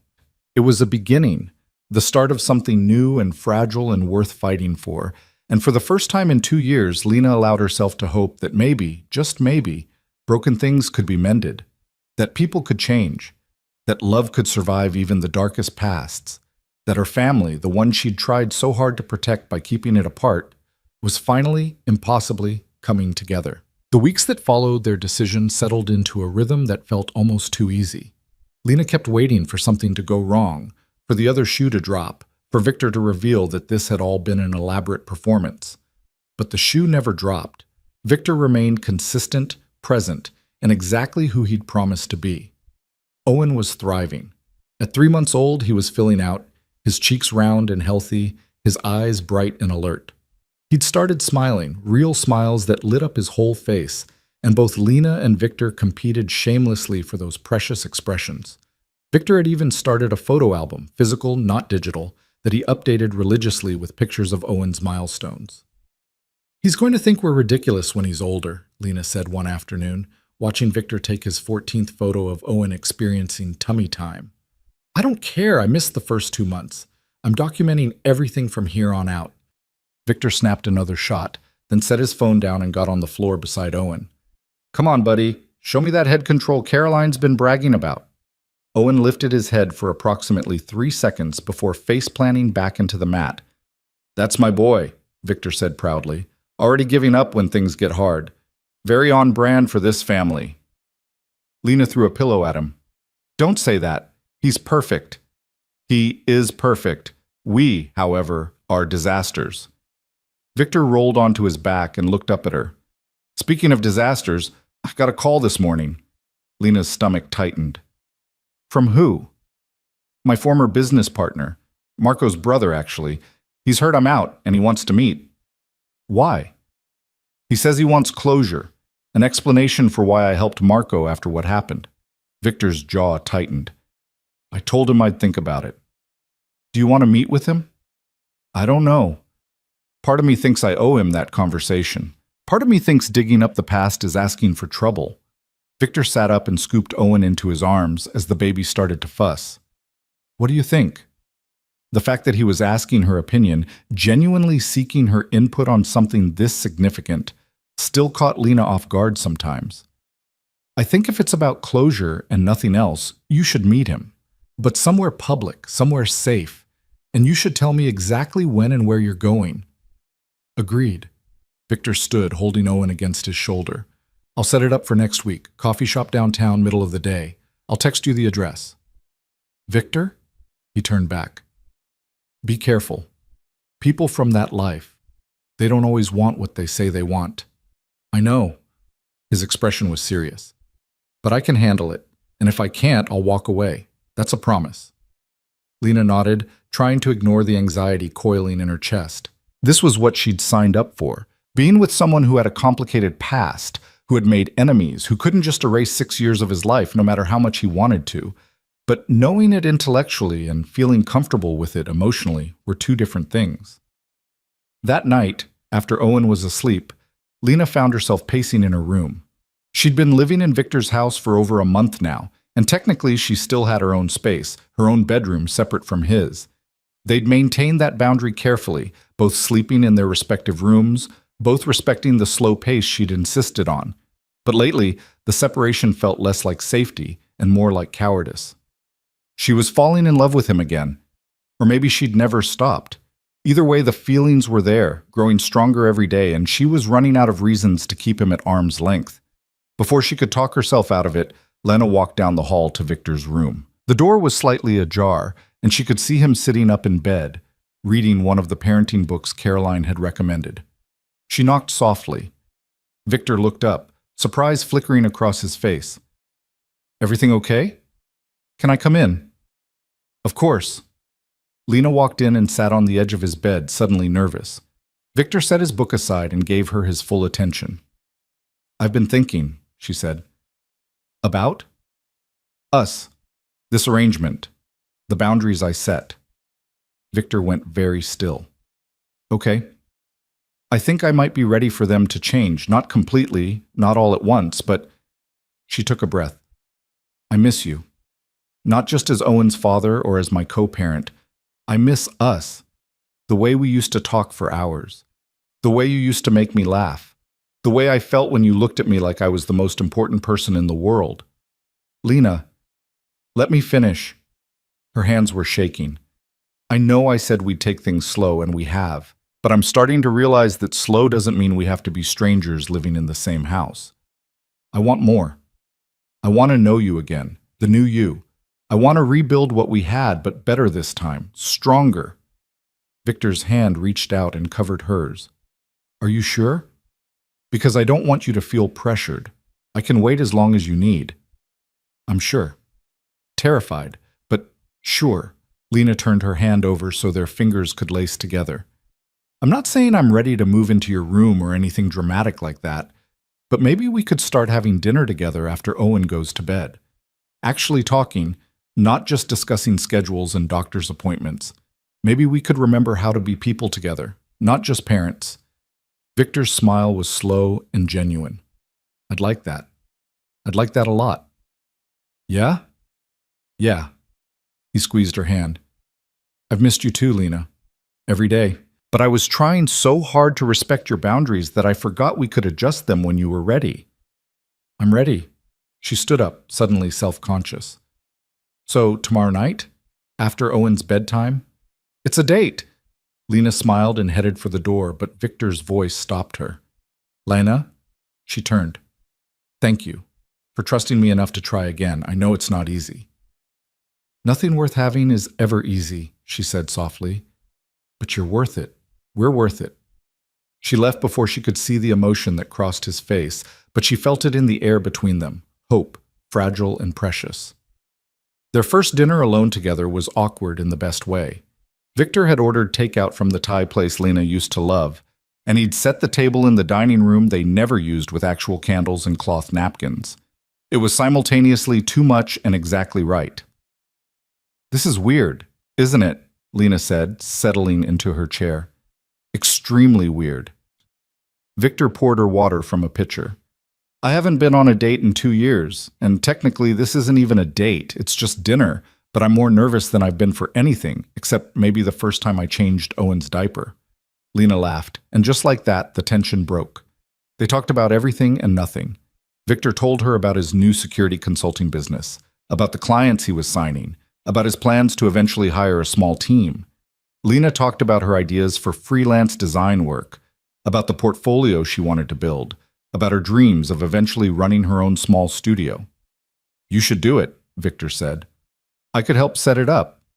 Not financially, unless you want that, but connections, advice, whatever you need. I might take you up on that. Eventually. Lena took a bite of pad thai. Right now, I'm still adjusting to the idea that I can think about my career again. For so long, it was just about survival. You don't have to survive anymore. You get to live. The words hit her harder than they should have. She set down her fork and looked at him across the candlelight. How do you do that? She asked. Do what? Say exactly what I need to hear without even trying. Victor's expression softened. Because I know you. I've always known you, Lena.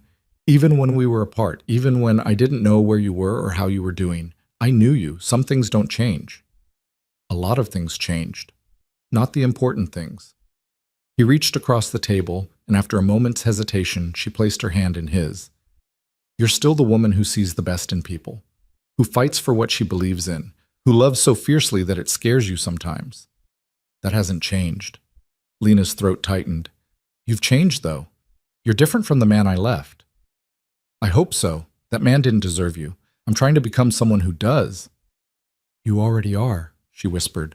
They finished dinner talking about lighter things. Owen's upcoming 4-month checkup, the landscaping Victor wanted to add to the garden in spring, Caroline's endless supply of parenting anecdotes. But underneath the casual conversation ran a current of something deeper, something that felt like coming home.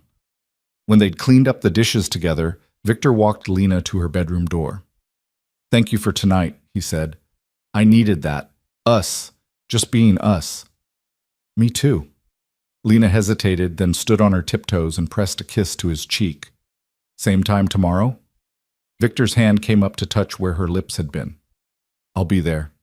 She slipped into her room, and only when the door was closed did she allow herself to smile like a teenager after her first date.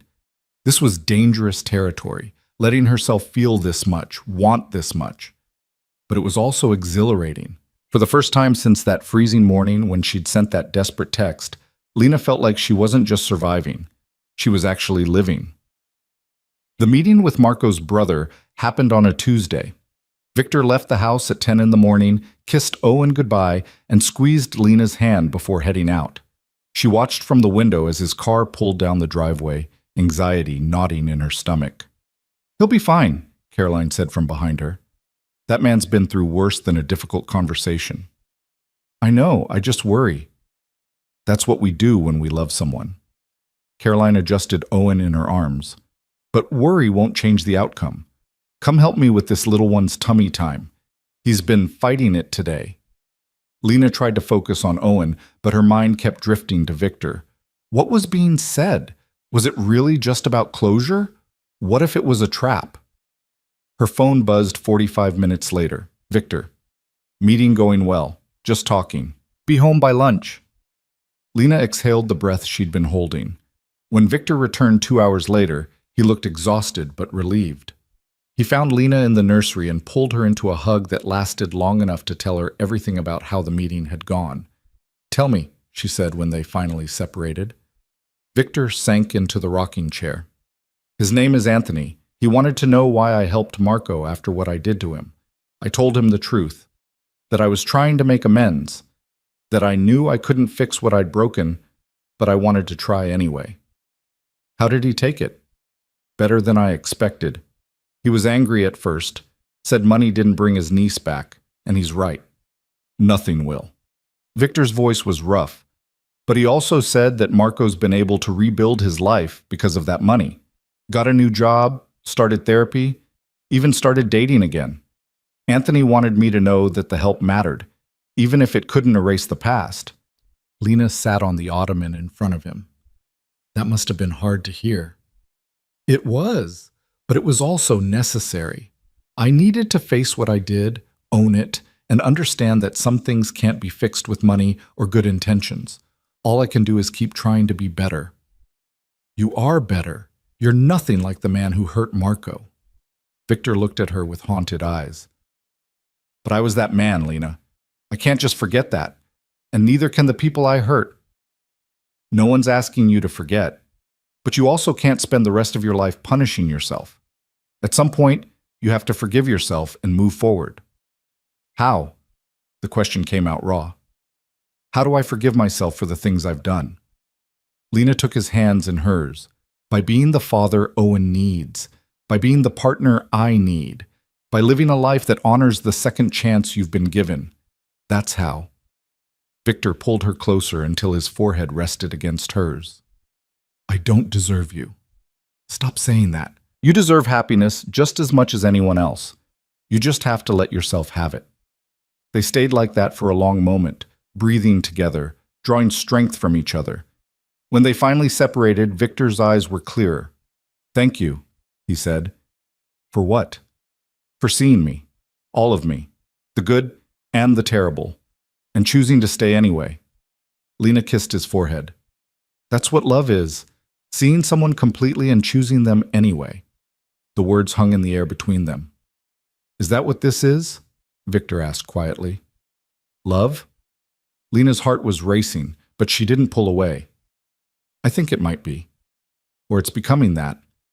I'm not sure yet, but I'm open to finding out." Victor's smile was tentative but real. "I can work with that." Owen chose that moment to start crying from his bassinet, and they both laughed at the perfect timing. Some things, it seemed, were more important than declarations of love, like diaper changes and feeding schedules and the beautiful chaos of raising a baby together. The following weeks brought a settling, a deepening.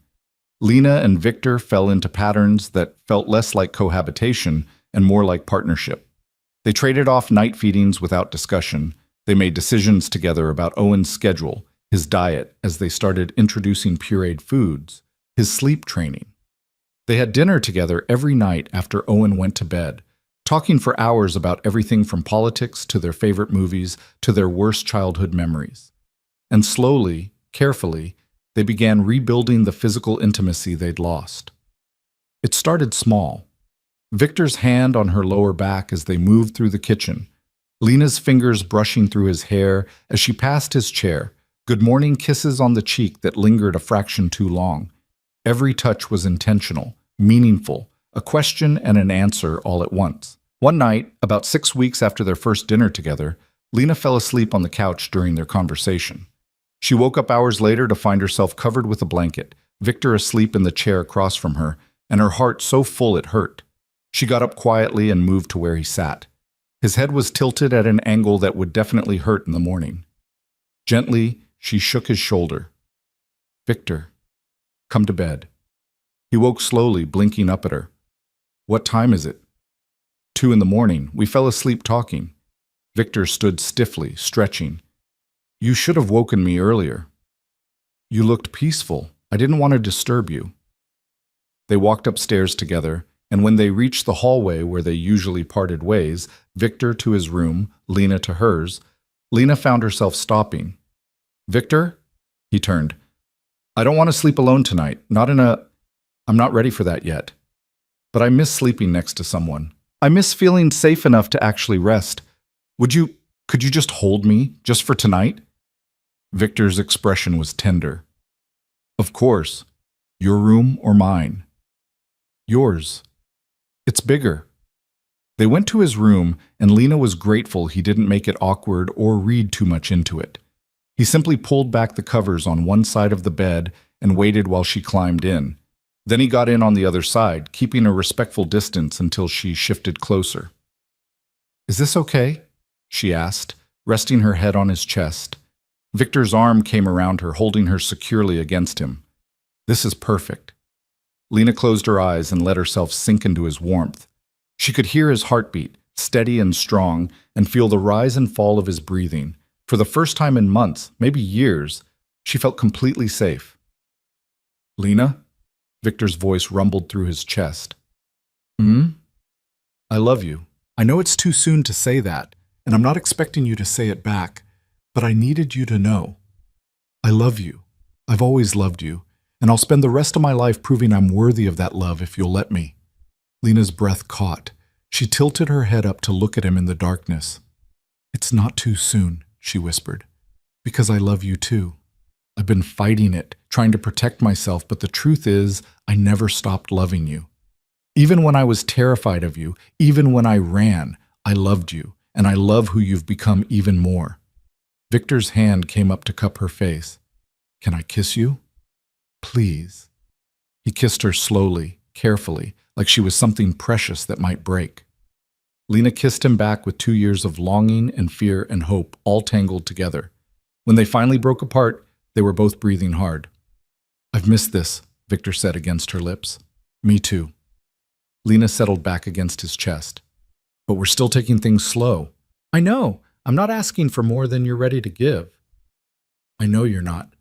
That's why I'm ready to give more." She paused. "Not tonight, but soon. When I'm ready, you'll be the first to know." Victor's arms tightened around her. "I'll wait as long as you need." They fell asleep like that, wrapped around each other, and Lena dreamed of futures that didn't terrify her. Of a family that was whole. Of a love that had survived the worst and come out stronger. When she woke in the morning to Owen's cries and Victor already halfway out of bed to get him, she knew with absolute certainty that this was where she was meant to be. Not despite everything that had happened, but because of it. Because the journey through darkness had led them to this light. The next few weeks were a revelation. Lena hadn't realized how much she'd been holding back, even after deciding to stay, until she stopped holding back. She moved fully into Victor's room, though they kept her old room as a guest space and private retreat if either of them needed it. They settled into a rhythm of domesticity that felt natural rather than forced. Victor was still learning constantly. He'd graduated from parenting books to child development texts, already thinking ahead to when Owen would be mobile and verbal and in need of boundaries and guidance. He attended a new father's support group that Caroline had recommended, and he'd come home with stories about other men struggling with the same fears and uncertainties. "There's a guy there whose kid is 6 months old, and he still hasn't figured out swaddling," Victor said one evening, looking both amused and sympathetic. "I wanted to tell him about the technique you taught me, but apparently giving unsolicited advice is frowned upon." Lena laughed. "You're becoming a regular suburban dad. Is that a bad thing?" "It's perfect. She kissed his cheek. You're perfect. I'm really not. You're perfect for us. That's what matters. Owen was 4 months old now and developing a personality.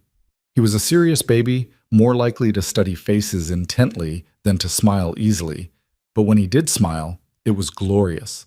He'd also discovered his voice and spent large portions of the day testing out different sounds, much to Victor's delight. He's going to be a singer, Victor declared after a particularly impressive round of cooing, or a public speaker, definitely something that requires vocal prowess. Or he could just be a baby who likes to babble. No, I've decided he's destined for greatness. Lena rolled her eyes, but she loved Victor's absolute conviction that Owen was exceptional. Every parent thought their child was special, but Victor approached it with the same intensity he'd once brought to business deals, which reminded her, Victor's security consulting firm was thriving. He'd hired 2 employees, both former law enforcement with impeccable backgrounds, and they were booking clients steadily. Lena had helped him design the company website and branding materials, falling back into her graphic design skills with surprising ease. Working together had been another revelation. They complemented each other well, Victor with his strategic thinking and Lena with her creative vision. They'd stayed up late several nights refining the company's image, debating color schemes and taglines, and Lena had loved every minute of it. You should do this professionally, Victor said one night after she'd finished a particularly tricky logo revision. Not just for me, for other clients. You're too talented to let this skill go to waste. I've been thinking about it. Lena saved the file and closed her laptop. Maybe once Owen's a little older and in more of a routine, I could take on a few small projects, build up a portfolio again. I could refer you to some of my clients. Several of them have mentioned needing marketing materials. That would be amazing, Lena paused. But I want to earn those referrals, not just get them because I'm with you. Victor's smile was proud. Trust me, if your work wasn't good enough, I wouldn't risk my professional relationships. You're legitimately talented, Lena. I'm just helping you get your foot in the door. It was moments like this, Victor supporting her dreams, believing in her abilities, treating her as an equal partner, that made Lena realize how far they'd both come. The old Victor would have simply hired her and paid her, taking away her agency under the guise of helping. This Victor understood that she needed to build something for herself. That night, after Owen was asleep and they were getting ready for bed, Lena caught Victor looking at her with an expression she couldn't quite read. What? She asked. Nothing. Just thinking about how lucky I am. That's not nothing. Victor pulled her close. 6 months ago, I was alone in this house, convinced I'd lost you forever, trying to build a life that felt hollow because the people who mattered most weren't in it. And now you're here and Owen's here, and every single day I get to wake up and be part of this family. How did I get this lucky? Lena's eyes stung with tears. You earned it. By changing, by showing up, by proving every single day that you're the man I needed you to be. I'm terrified I'm going to wake up, and this will all have been a dream. It's not a dream.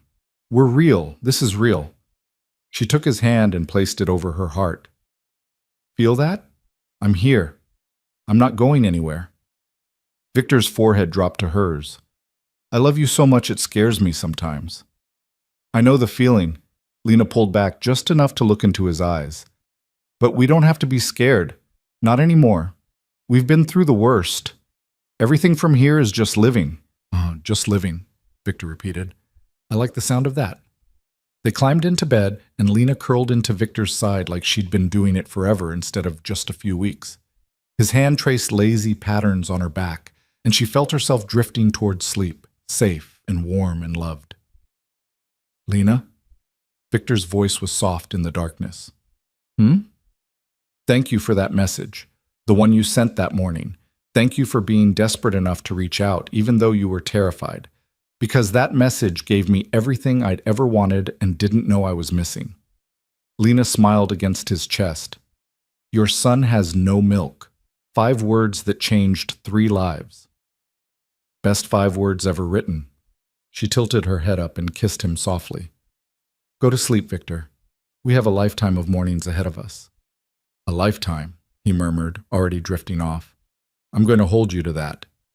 Lena closed her eyes, listening to Victor's breathing even out, feeling the steady rhythm of his heartbeat beneath her ear. In the nursery across the hall, Owen slept peacefully, safe and loved, and surrounded by parents who would do anything for him. This was her family. Imperfect, complicated, built from broken pieces and desperate choices, and a single message sent at 4:47 in the morning when she'd had no other options. She'd thought she was asking for milk. She'd actually been asking for everything, and somehow, impossibly, she'd received it. 3 months later, Lena woke to sunlight streaming through the bedroom windows and the sound of Victor's voice drifting up from downstairs. She checked her phone. 8:30 a.m. Owen had slept through the night for the 5th consecutive time, a milestone they'd been working toward for weeks. She got out of bed and followed Victor's voice down to the kitchen, where she found him sitting on the floor with Owen propped up in his lap, reading from a board book about construction vehicles. "And this is a bulldozer," Victor was saying seriously. "Very important for moving large amounts of earth. You'll need to know about these when you're older and helping me with the landscaping." Owen grabbed at the book with both hands, more interested in chewing the corner than learning about heavy machinery. Lena leaned against the doorframe, her heart so full it ached. Planning his career already? Victor looked up and smiled, and the sight of it still made her breath catch, just keeping his options open. Caroline says it's never too early to introduce diverse concepts.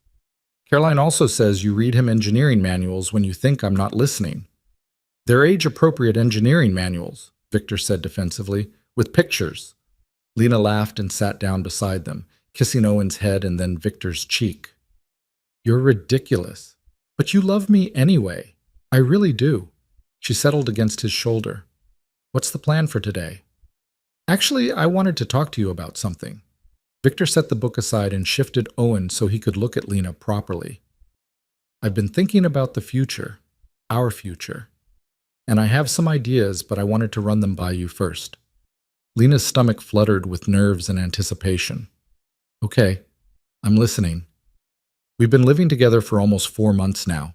We're raising Owen together, building a life together, and it's been—" He paused, searching for words. "It's been the best 4 months of my life. Every single day with you and him, it's everything I never knew I needed." "Victor, let me finish." He took her hand. "I know we said we'd take things slow, and we have, but I think we're past the point of testing whether this works. We know it works. We're happy. Owen's thriving. We're building something real here." Lena's heart was racing. "What are you saying?" "I'm saying I want to make this permanent. Not just living together, not just co-parenting, but actually building a future together with intention." Victor reached into his pocket and pulled out a small velvet box. Lena's breath caught. "This isn't what you think," Victor said quickly. "I'm not proposing. Not yet. I know you need more time before we talk about marriage, and I respect that. But I wanted to give you something that represents my commitment to you and Owen." He opened the box. Inside was a delicate necklace with a pendant that held 3 small diamonds arranged in a triangle. "The 3 of us," Victor said softly. "A family. I had it made specially. Each diamond represents one of us, you, me, and Owen, connected, supporting each other, forming something stronger together than we could be apart." Lena's eyes filled with tears. "Victor, it's beautiful. I want you to have it as a promise, not of marriage or anything you're not ready for, but as a symbol that I'm all in, that I choose this life, this family, every single day. And when you're ready, if you're ever ready, to make it official in whatever way feels right to you, I'll be here." Lena took the necklace with shaking hands. The diamonds caught the light, sparkling like tiny stars. "Help me put it on?" Victor fastened the necklace around her neck while Owen watched with solemn eyes, as if he understood the significance of the moment. When it was secure, Lena touched the pendant, feeling the smooth metal and stones beneath her fingers. "I love it," she whispered. "And I love you, both of you." Victor pulled her close, careful not to squish Owen between them, and kissed her forehead. "We love you too, more than words can say." They sat like that on the kitchen floor, the 3 of them tangled together, and Lena felt a peace settle over her that she'd never experienced before. This was what home felt like. Not a place, but people. These 2 people who'd become her entire world. Later that afternoon, Caroline arrived for her daily visit and immediately noticed the necklace. "That's lovely," she said, leaning in to examine it. "Special occasion?" "Just Victor being thoughtful," Lena said, but she couldn't keep the smile off her face. Caroline gave her a knowing look. "That man's been planning something for weeks. I've seen him on the phone with jewelers, sketching designs during Owen's nap time. He wanted it to be perfect. He succeeded. He usually does when it comes to you two." Caroline took Owen from Lena's arms and headed toward the nursery. "I'm going to work on his tummy time. You should take advantage of the break and spend some time on that new client project you've been excited about." Lena had indeed taken on her first official freelance client the week before, a small nonprofit that needed branding materials. The work was challenging and fulfilling, and she'd forgotten how much she loved the creative process. She settled into the home office Victor had set up for her, complete with a professional-grade computer and design software, and lost herself in color palettes and typography choices. 2 hours passed in what felt like minutes. When she emerged, she found Victor in the greenhouse, as he often was in the afternoons. He was transplanting seedlings with the focused concentration he brought to everything. "Those are looking good," Lena said, walking between the rows. "They're finally strong enough to handle the outdoor garden. I'm thinking we'll plant them next week if the weather holds." Victor looked up, dirt on his hands and a streak of it across his cheek. "How's the project going?" "Really well. I think I'm going to finish ahead of schedule." "That's my girl." He wiped his hands on a towel and pulled her close, not caring that he was getting dirt on her shirt. "I'm proud of you. Building your business back up, taking care of Owen, putting up with me. You're incredible." Lena wiped the dirt off his cheek. "We're incredible together. That's the difference." "Speaking of together," Victor's expression turned slightly nervous. "There's something else I wanted to discuss with you." "More surprises?" "More like an idea, a possibility." He led her to the small bench he'd installed in the greenhouse, and they sat down together. "I've been thinking about Owen's future, about what we want his childhood to look like, what values we want to instill in him, how we want to raise him." "Okay," Lena said slowly. "And I realize that one of the most important things I want him to understand is stability, family, commitment. I want him to grow up seeing what a healthy relationship looks like, what partnership means, how two people can work through hard things and come out stronger." Lena's throat tightened. "Victor, I want to marry you, Lena. Not today, not tomorrow, but someday. I want Owen to grow up knowing that his parents chose each other, chose him, chose this family. And I want to know, before I plan anything, before I even think about when or how, I want to know if that's something you could see yourself wanting too." Lena looked at this man who'd transformed his entire life, who woke up every morning devoted to being better than he was the day before, who loved their son with a fierceness that still took her breath away. The answer should have terrified her. 6 months ago, it would have. But now it just felt right. "Yes," she said softly. "Someday, when we're both ready, when it feels like the natural next step instead of something we're forcing, yes, I could see myself marrying you." Victor's entire face lit up. "Really? Really?" Lena laughed at his boyish excitement. "Did you think I was going to say no?" "I didn't know. I hoped, but I didn't want to assume." He pulled her into his lap, and she went willingly, wrapping her arms around his neck. "You've made me the happiest man alive. You know that, right?" "Good. You deserve to be happy." "So do you." Victor tucked a strand of hair behind her ear. "And I'm going to spend the rest of my life making sure you are." They kissed in the greenhouse surrounded by growing things, and Lena thought about how perfectly metaphorical it was. They were growing too, healing, becoming something new and beautiful from damaged roots. That evening, they had dinner with Caroline before she left for the day. Owen sat in his high chair, successfully grasping pureed sweet potato and mostly getting it in his mouth.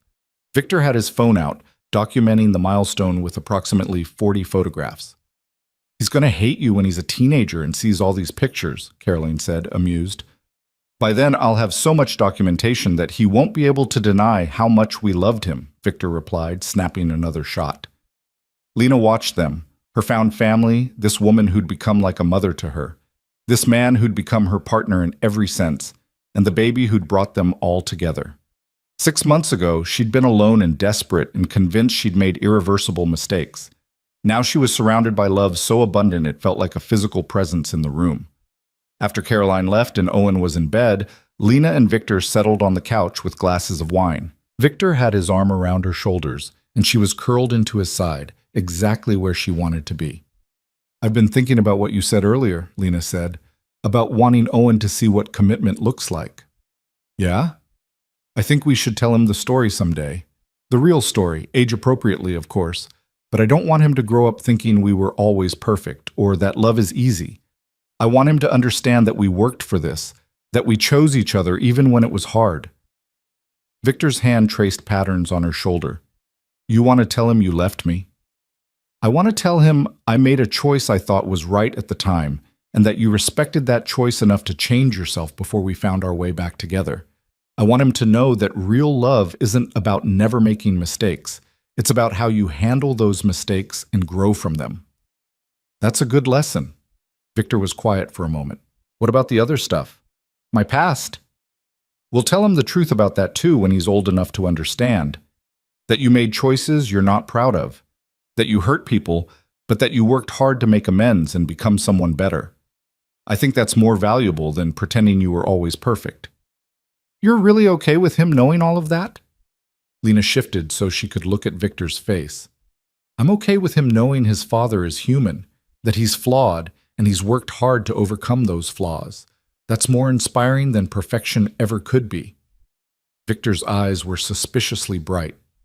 "How did I get so lucky to have you?" "We got lucky to have each other, and we got lucky to have Owen." Lena kissed him softly. "But we also made our own luck by choosing to fight for this instead of giving up. I would never give up on us." "I know. That's why I'm here." They finished their wine in comfortable silence, and Lena felt the rightness of this moment settle into her bones. This was her life now. These quiet evenings, this partnership, this love that had been tested and proven strong. The next morning brought an unexpected visitor. Lena was in the kitchen making breakfast when the security system chimed, indicating someone at the gate.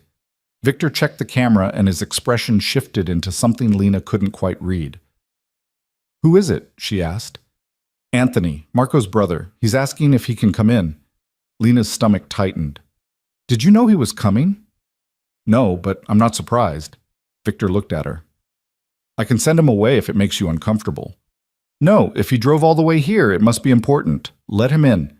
Victor pressed the button to open the gate, and 5 minutes later, Anthony DeLuca was standing in their living room.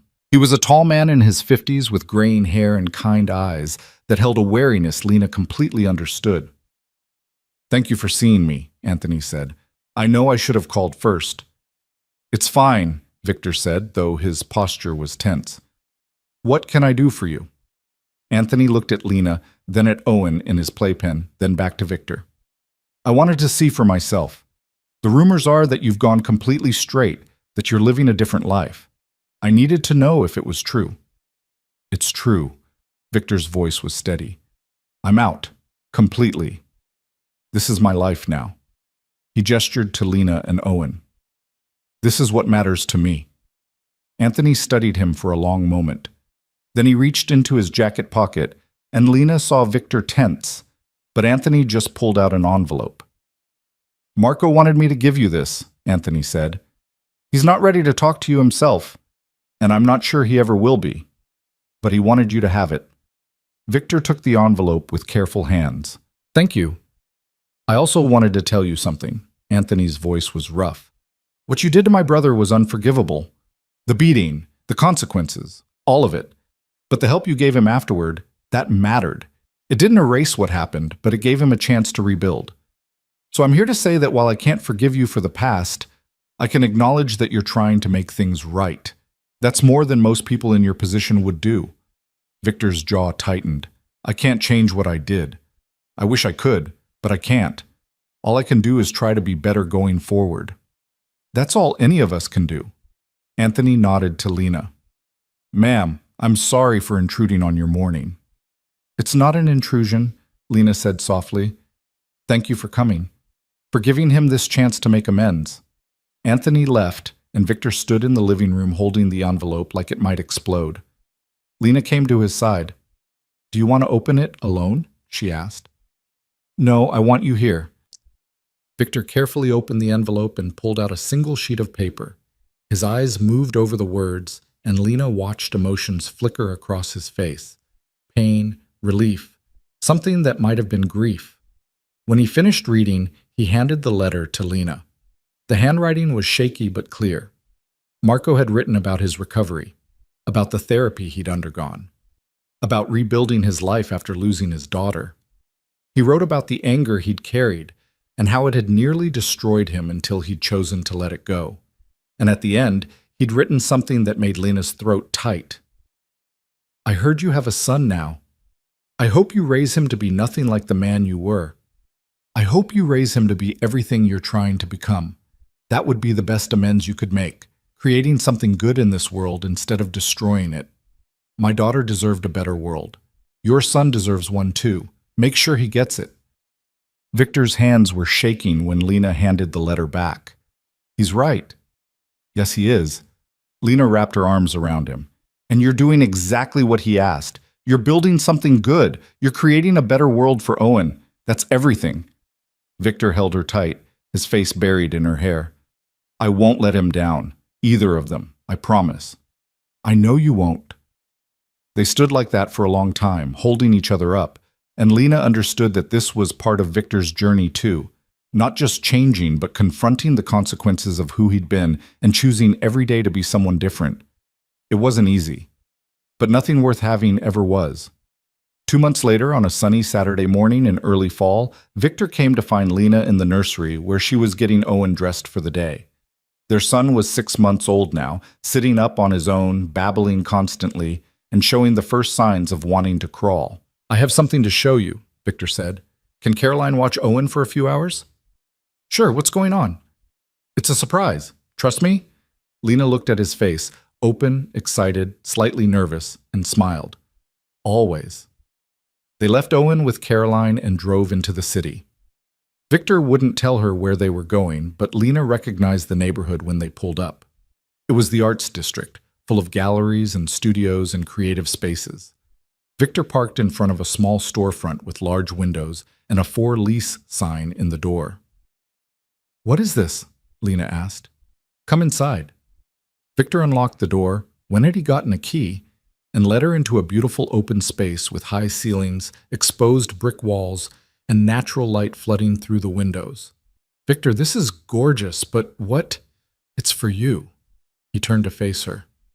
"Your design studio, if you want it." Lena's breath caught. "What? You've been talking about eventually having your own space, building a real business. I found this place last month and I've been working with the landlord to hold it. It's yours if you want it. We can set it up however you need. Workstations, meeting areas, whatever you envision." Victor took her hands. "I know you said you wanted to earn everything on your own, and you will. I'm not buying you clients or success. I'm just giving you the space to build it. The rest is all you." Lena looked around the studio with tears in her eyes. She could see it already. Her desk by the window, a conference table for client meetings, a creative wall for inspiration boards, her own space, her own business, her own dreams coming to life. "This is too much," she whispered. "It's not enough. It'll never be enough to show you how much I believe in you, how much I want to support your dreams the way you've supported mine." Victor pulled her close. "Say yes, Lena.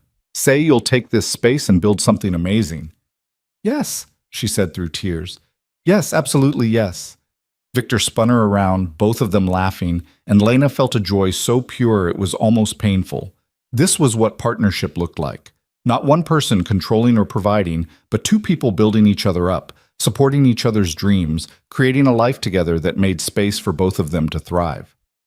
They spent the next hour walking through the space, planning layouts, discussing possibilities. Victor had already researched permits and business licenses, compiled a list of suppliers for furniture and equipment, and connected with a contractor who could do any modification she wanted. "You've thought of everything," Lena said. "I've had 2 months to plan. I wanted it to be perfect." "It is perfect. You're perfect." She kissed him thoroughly. "Have I mentioned that I love you?" Not in the last hour. I was starting to worry. Lena laughed and kissed him again.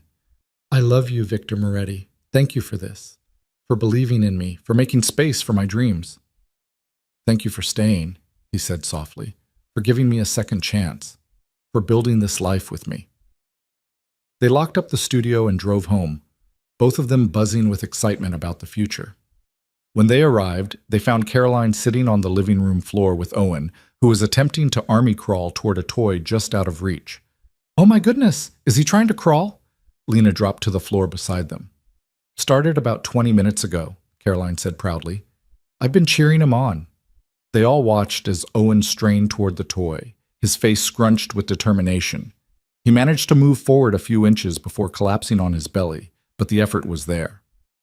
That's my boy, Victor said, beaming. Future athlete, clearly. Future something, Lena agreed, scooping Owen up and covering his face with kisses. You're growing up so fast, sweet boy.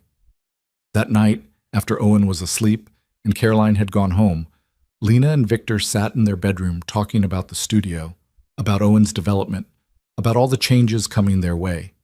Victor was propped against the headboard, and Lena was lying with her head in his lap while he played with her hair. Can I ask you something? Victor said after a comfortable silence. Anything. When do you think you'll be ready? Ready for what? For marriage. I know we said someday, but I'm not good at vague timelines. I need to know what I'm working toward. Lena sat up and turned to face him. You want to set a date? Not necessarily a specific date, but a framework. 6 months, a year, 2 years. I just want to know what you're thinking. Lena thought about it, really thought about it. She looked at this man who'd proven himself day after day for 7 months now, who'd changed everything about his life to be worthy of her and Owen, who supported her dreams and loved their son and made her feel safer than she'd ever felt before. 6 months, she said. I think 6 months from now I'll be ready. We'll have been together for over a year at that point. Owen will be almost 1, and my studio will be established. That feels right. Victor's eyes widened. Really? 6 months? Is that too soon? No, it's perfect. He pulled her into his arms. You're sure? I'm sure. I love you, Victor. I want to marry you. I want to build this life officially. Permanently. I want Owen to grow up knowing his parents are committed to each other and to him. 6 months feels right. Victor kissed her deeply, and Lena felt the rightness of the decision settle over her. This was her future. This man, this family, this beautiful life they were building together. When they finally broke apart, Victor was grinning like a kid on Christmas morning. I'm going to start planning immediately, he said. Victor, nothing huge, nothing you wouldn't want, but I want it to be special, perfect, everything you deserve. Lena laughed and pulled him back down to kiss her again. It'll be perfect because it's us. That's all that matters. The next 6 months were a whirlwind of beautiful chaos. Lena's design studio opened in October, and within 3 weeks she'd booked enough clients to justify hiring an assistant. Her work was getting noticed, featured in a local business magazine, and she'd never felt more professionally fulfilled. Owen continued developing at lightning speed. He started crawling at 7 months, pulling himself up on furniture at 8, and by 9 months he was cruising along the couch with a confidence that terrified both his parents. His personality was emerging too, serious and observant, but with a sense of humor that delighted everyone around him. Victor's security consulting firm expanded to 5 employees, and he'd been asked to speak at a conference about transitioning from criminal enterprises to legitimate business. He'd been nervous about accepting, worried about drawing attention to his past, but Lena had encouraged him to use his story to help others trying to make similar changes.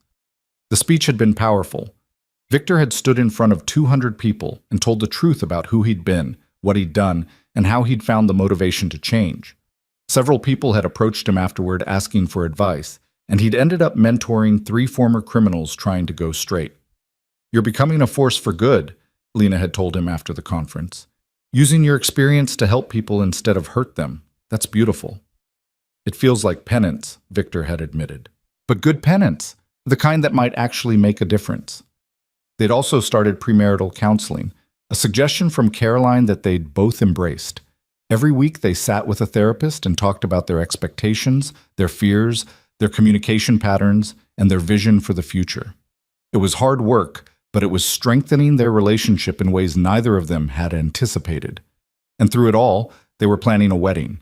Small, intimate, just close friends and family in the garden of their home.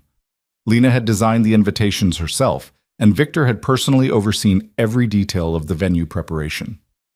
Now, on a beautiful April morning with cherry blossoms just starting to bloom, Lena stood in her bedroom looking at herself in the mirror. Her wedding dress was simple and elegant, cream-colored silk that Caroline had helped her choose.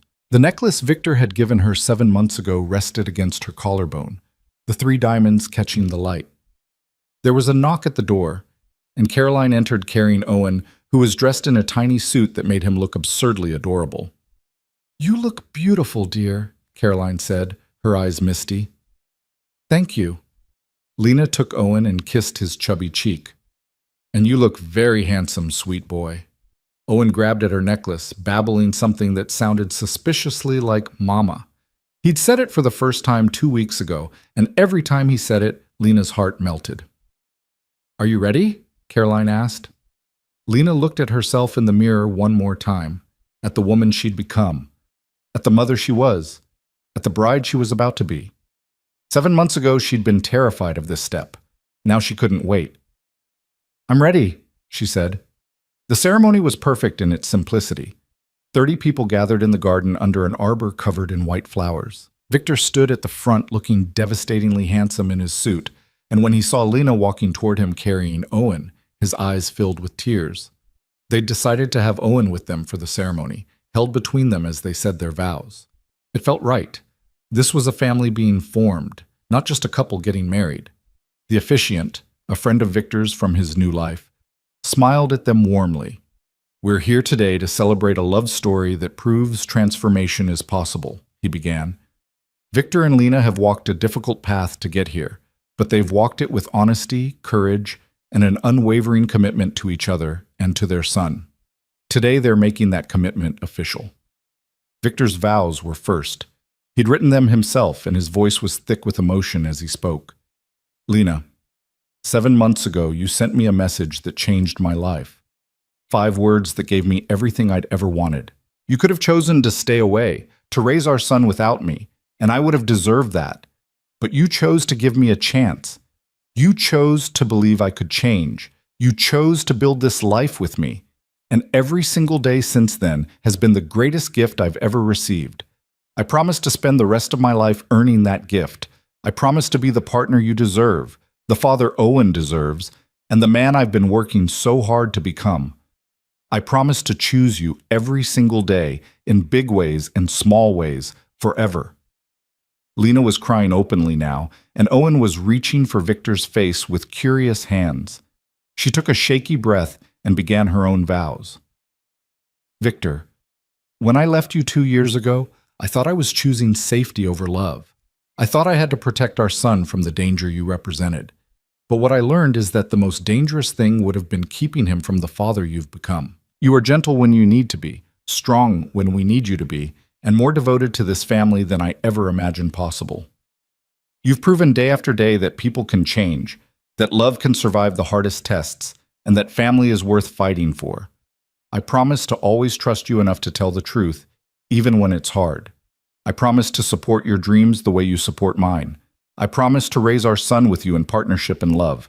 And I promise to choose you every single day, forever." The officiant pronounced them married, and Victor kissed Lena deeply while Owen squealed between them, delighted to be included. The small crowd erupted in applause. At the reception afterward, they cut a small cake while Owen sat in his high chair attempting to feed himself frosting with varying degrees of success. There were toasts and laughter, and the kind of joy that comes from people who've been through darkness and found their way to light. As the sun began to set, Lena found herself standing at the edge of the garden watching her husband, dancing with their son. Victor was swaying gently, Owen's head resting on his shoulder, and he was singing something soft that Lena couldn't quite hear. Caroline came to stand beside her. "It's a beautiful sight, isn't it?" "The most beautiful." Lena wiped at her eyes. "I can't believe this is my life now." You built it, both of you. That's what makes it so special. Caroline squeezed her hand. I've watched a lot of families over the years, dear. This is one of the good ones. You've both worked so hard to make it that way. Thank you for everything you've done for us. For helping Victor learn to be a father, for supporting me when I was struggling, for being part of our family. It's been my honor. Caroline's own eyes were misty. Now go dance with your husband. I'll make sure Owen gets to bed when he's ready. Lena crossed the garden to where Victor was still swaying with Owen. She wrapped her arms around both of them, and they stood like that as the stars began to appear overhead. Happy, Victor murmured against her hair. Incredibly happy. Good. That's all I ever wanted. Owen was starting to drift off, his little fists clutching Victor's jacket. They transferred him to Caroline, who took him inside for his bedtime routine, and then it was just Lena and Victor under the fairy lights strung through the garden. Victor pulled her close, and they began to dance slowly to the music drifting from the speakers. Lena rested her head against his chest, listening to his heartbeat, and thought about the journey that had brought them here. A desperate text sent at 4:47 in the morning. A man showing up with groceries and hope. A month of proving himself. A decision to stay. Months of rebuilding trust and falling in love all over again. And now this. A wedding, a family, a future that stretched out bright and full of possibility. Thank you, she whispered. For what? For changing. For fighting for us. For being exactly who we needed you to be. Victor's arms tightened around her. Thank you for seeing who I could become and believing it was possible. I wouldn't be here without you. We wouldn't be here without each other. They danced until the last guests left, until the caterers had cleaned up, until Caroline had said goodnight and driven home. Then they stood alone in their garden, married and happy and surrounded by the life they'd built together. Ready for bed, Mrs. Moretti? Victor asked. Lena smiled at the name, still getting used to how right it sounded. Ready for everything, Mr. Moretti. They walked into their home hand in hand, checking on Owen one more time before heading to their bedroom. Their son was sleeping peacefully, his tiny chest rising and falling in a perfect rhythm. He's so beautiful, Lena whispered. He is. Just like his mother. They stood in the doorway watching him for a moment longer, this child who'd brought them back together, who'd given them both a reason to be better. In their room, Victor helped Lena out of her wedding dress with reverent care, and they fell into bed together, exhausted and happy. Lena curled into his side, her hand over his heart, and felt a contentment so deep it brought tears to her eyes. I love you, she said. I love you too. More than I knew was possible. We did it. We actually made it. We did. Victor kissed her forehead. And this is just the beginning. Lena closed her eyes and let herself drift towards sleep, safe and warm and loved beyond measure. She thought about that freezing morning 7 months ago when she'd been desperate and alone and terrified. She'd sent a text message asking for milk. She'd received a family instead. A father for her son who loved him with every fiber of his being. A partner who supported her dreams and challenged her to be her best self. A home that felt safe instead of suffocating. A future that was bright instead of terrifying. One message had changed everything. 5 words had built a family. And now, wrapped in her husband's arms with their son sleeping peacefully down the hall, Lena understood that sometimes the most desperate moments lead to the most beautiful transformations. Not because the pain wasn't real, but because it created space for something new to grow. Something stronger, deeper, truer than what had come before. Victor had been right that day in the greenhouse. Change was possible. You could take something dormant and help it grow into something new. You could transform from one person into another. You could survive the darkest nights and find your way to dawn. They had. Together. And they would keep doing it, day by day, choice by choice, for the rest of their lives. Outside, the cherry blossoms swayed in the spring breeze. Inside, a family slept peacefully, whole and happy and home. And somewhere in the universe, 5 words continued to echo. A reminder that desperation sometimes leads to salvation, that reaching out takes courage, and that love, real, honest, hard-won love, can survive anything. Your son has no milk. The message that had changed 3 lives. The beginning of everything.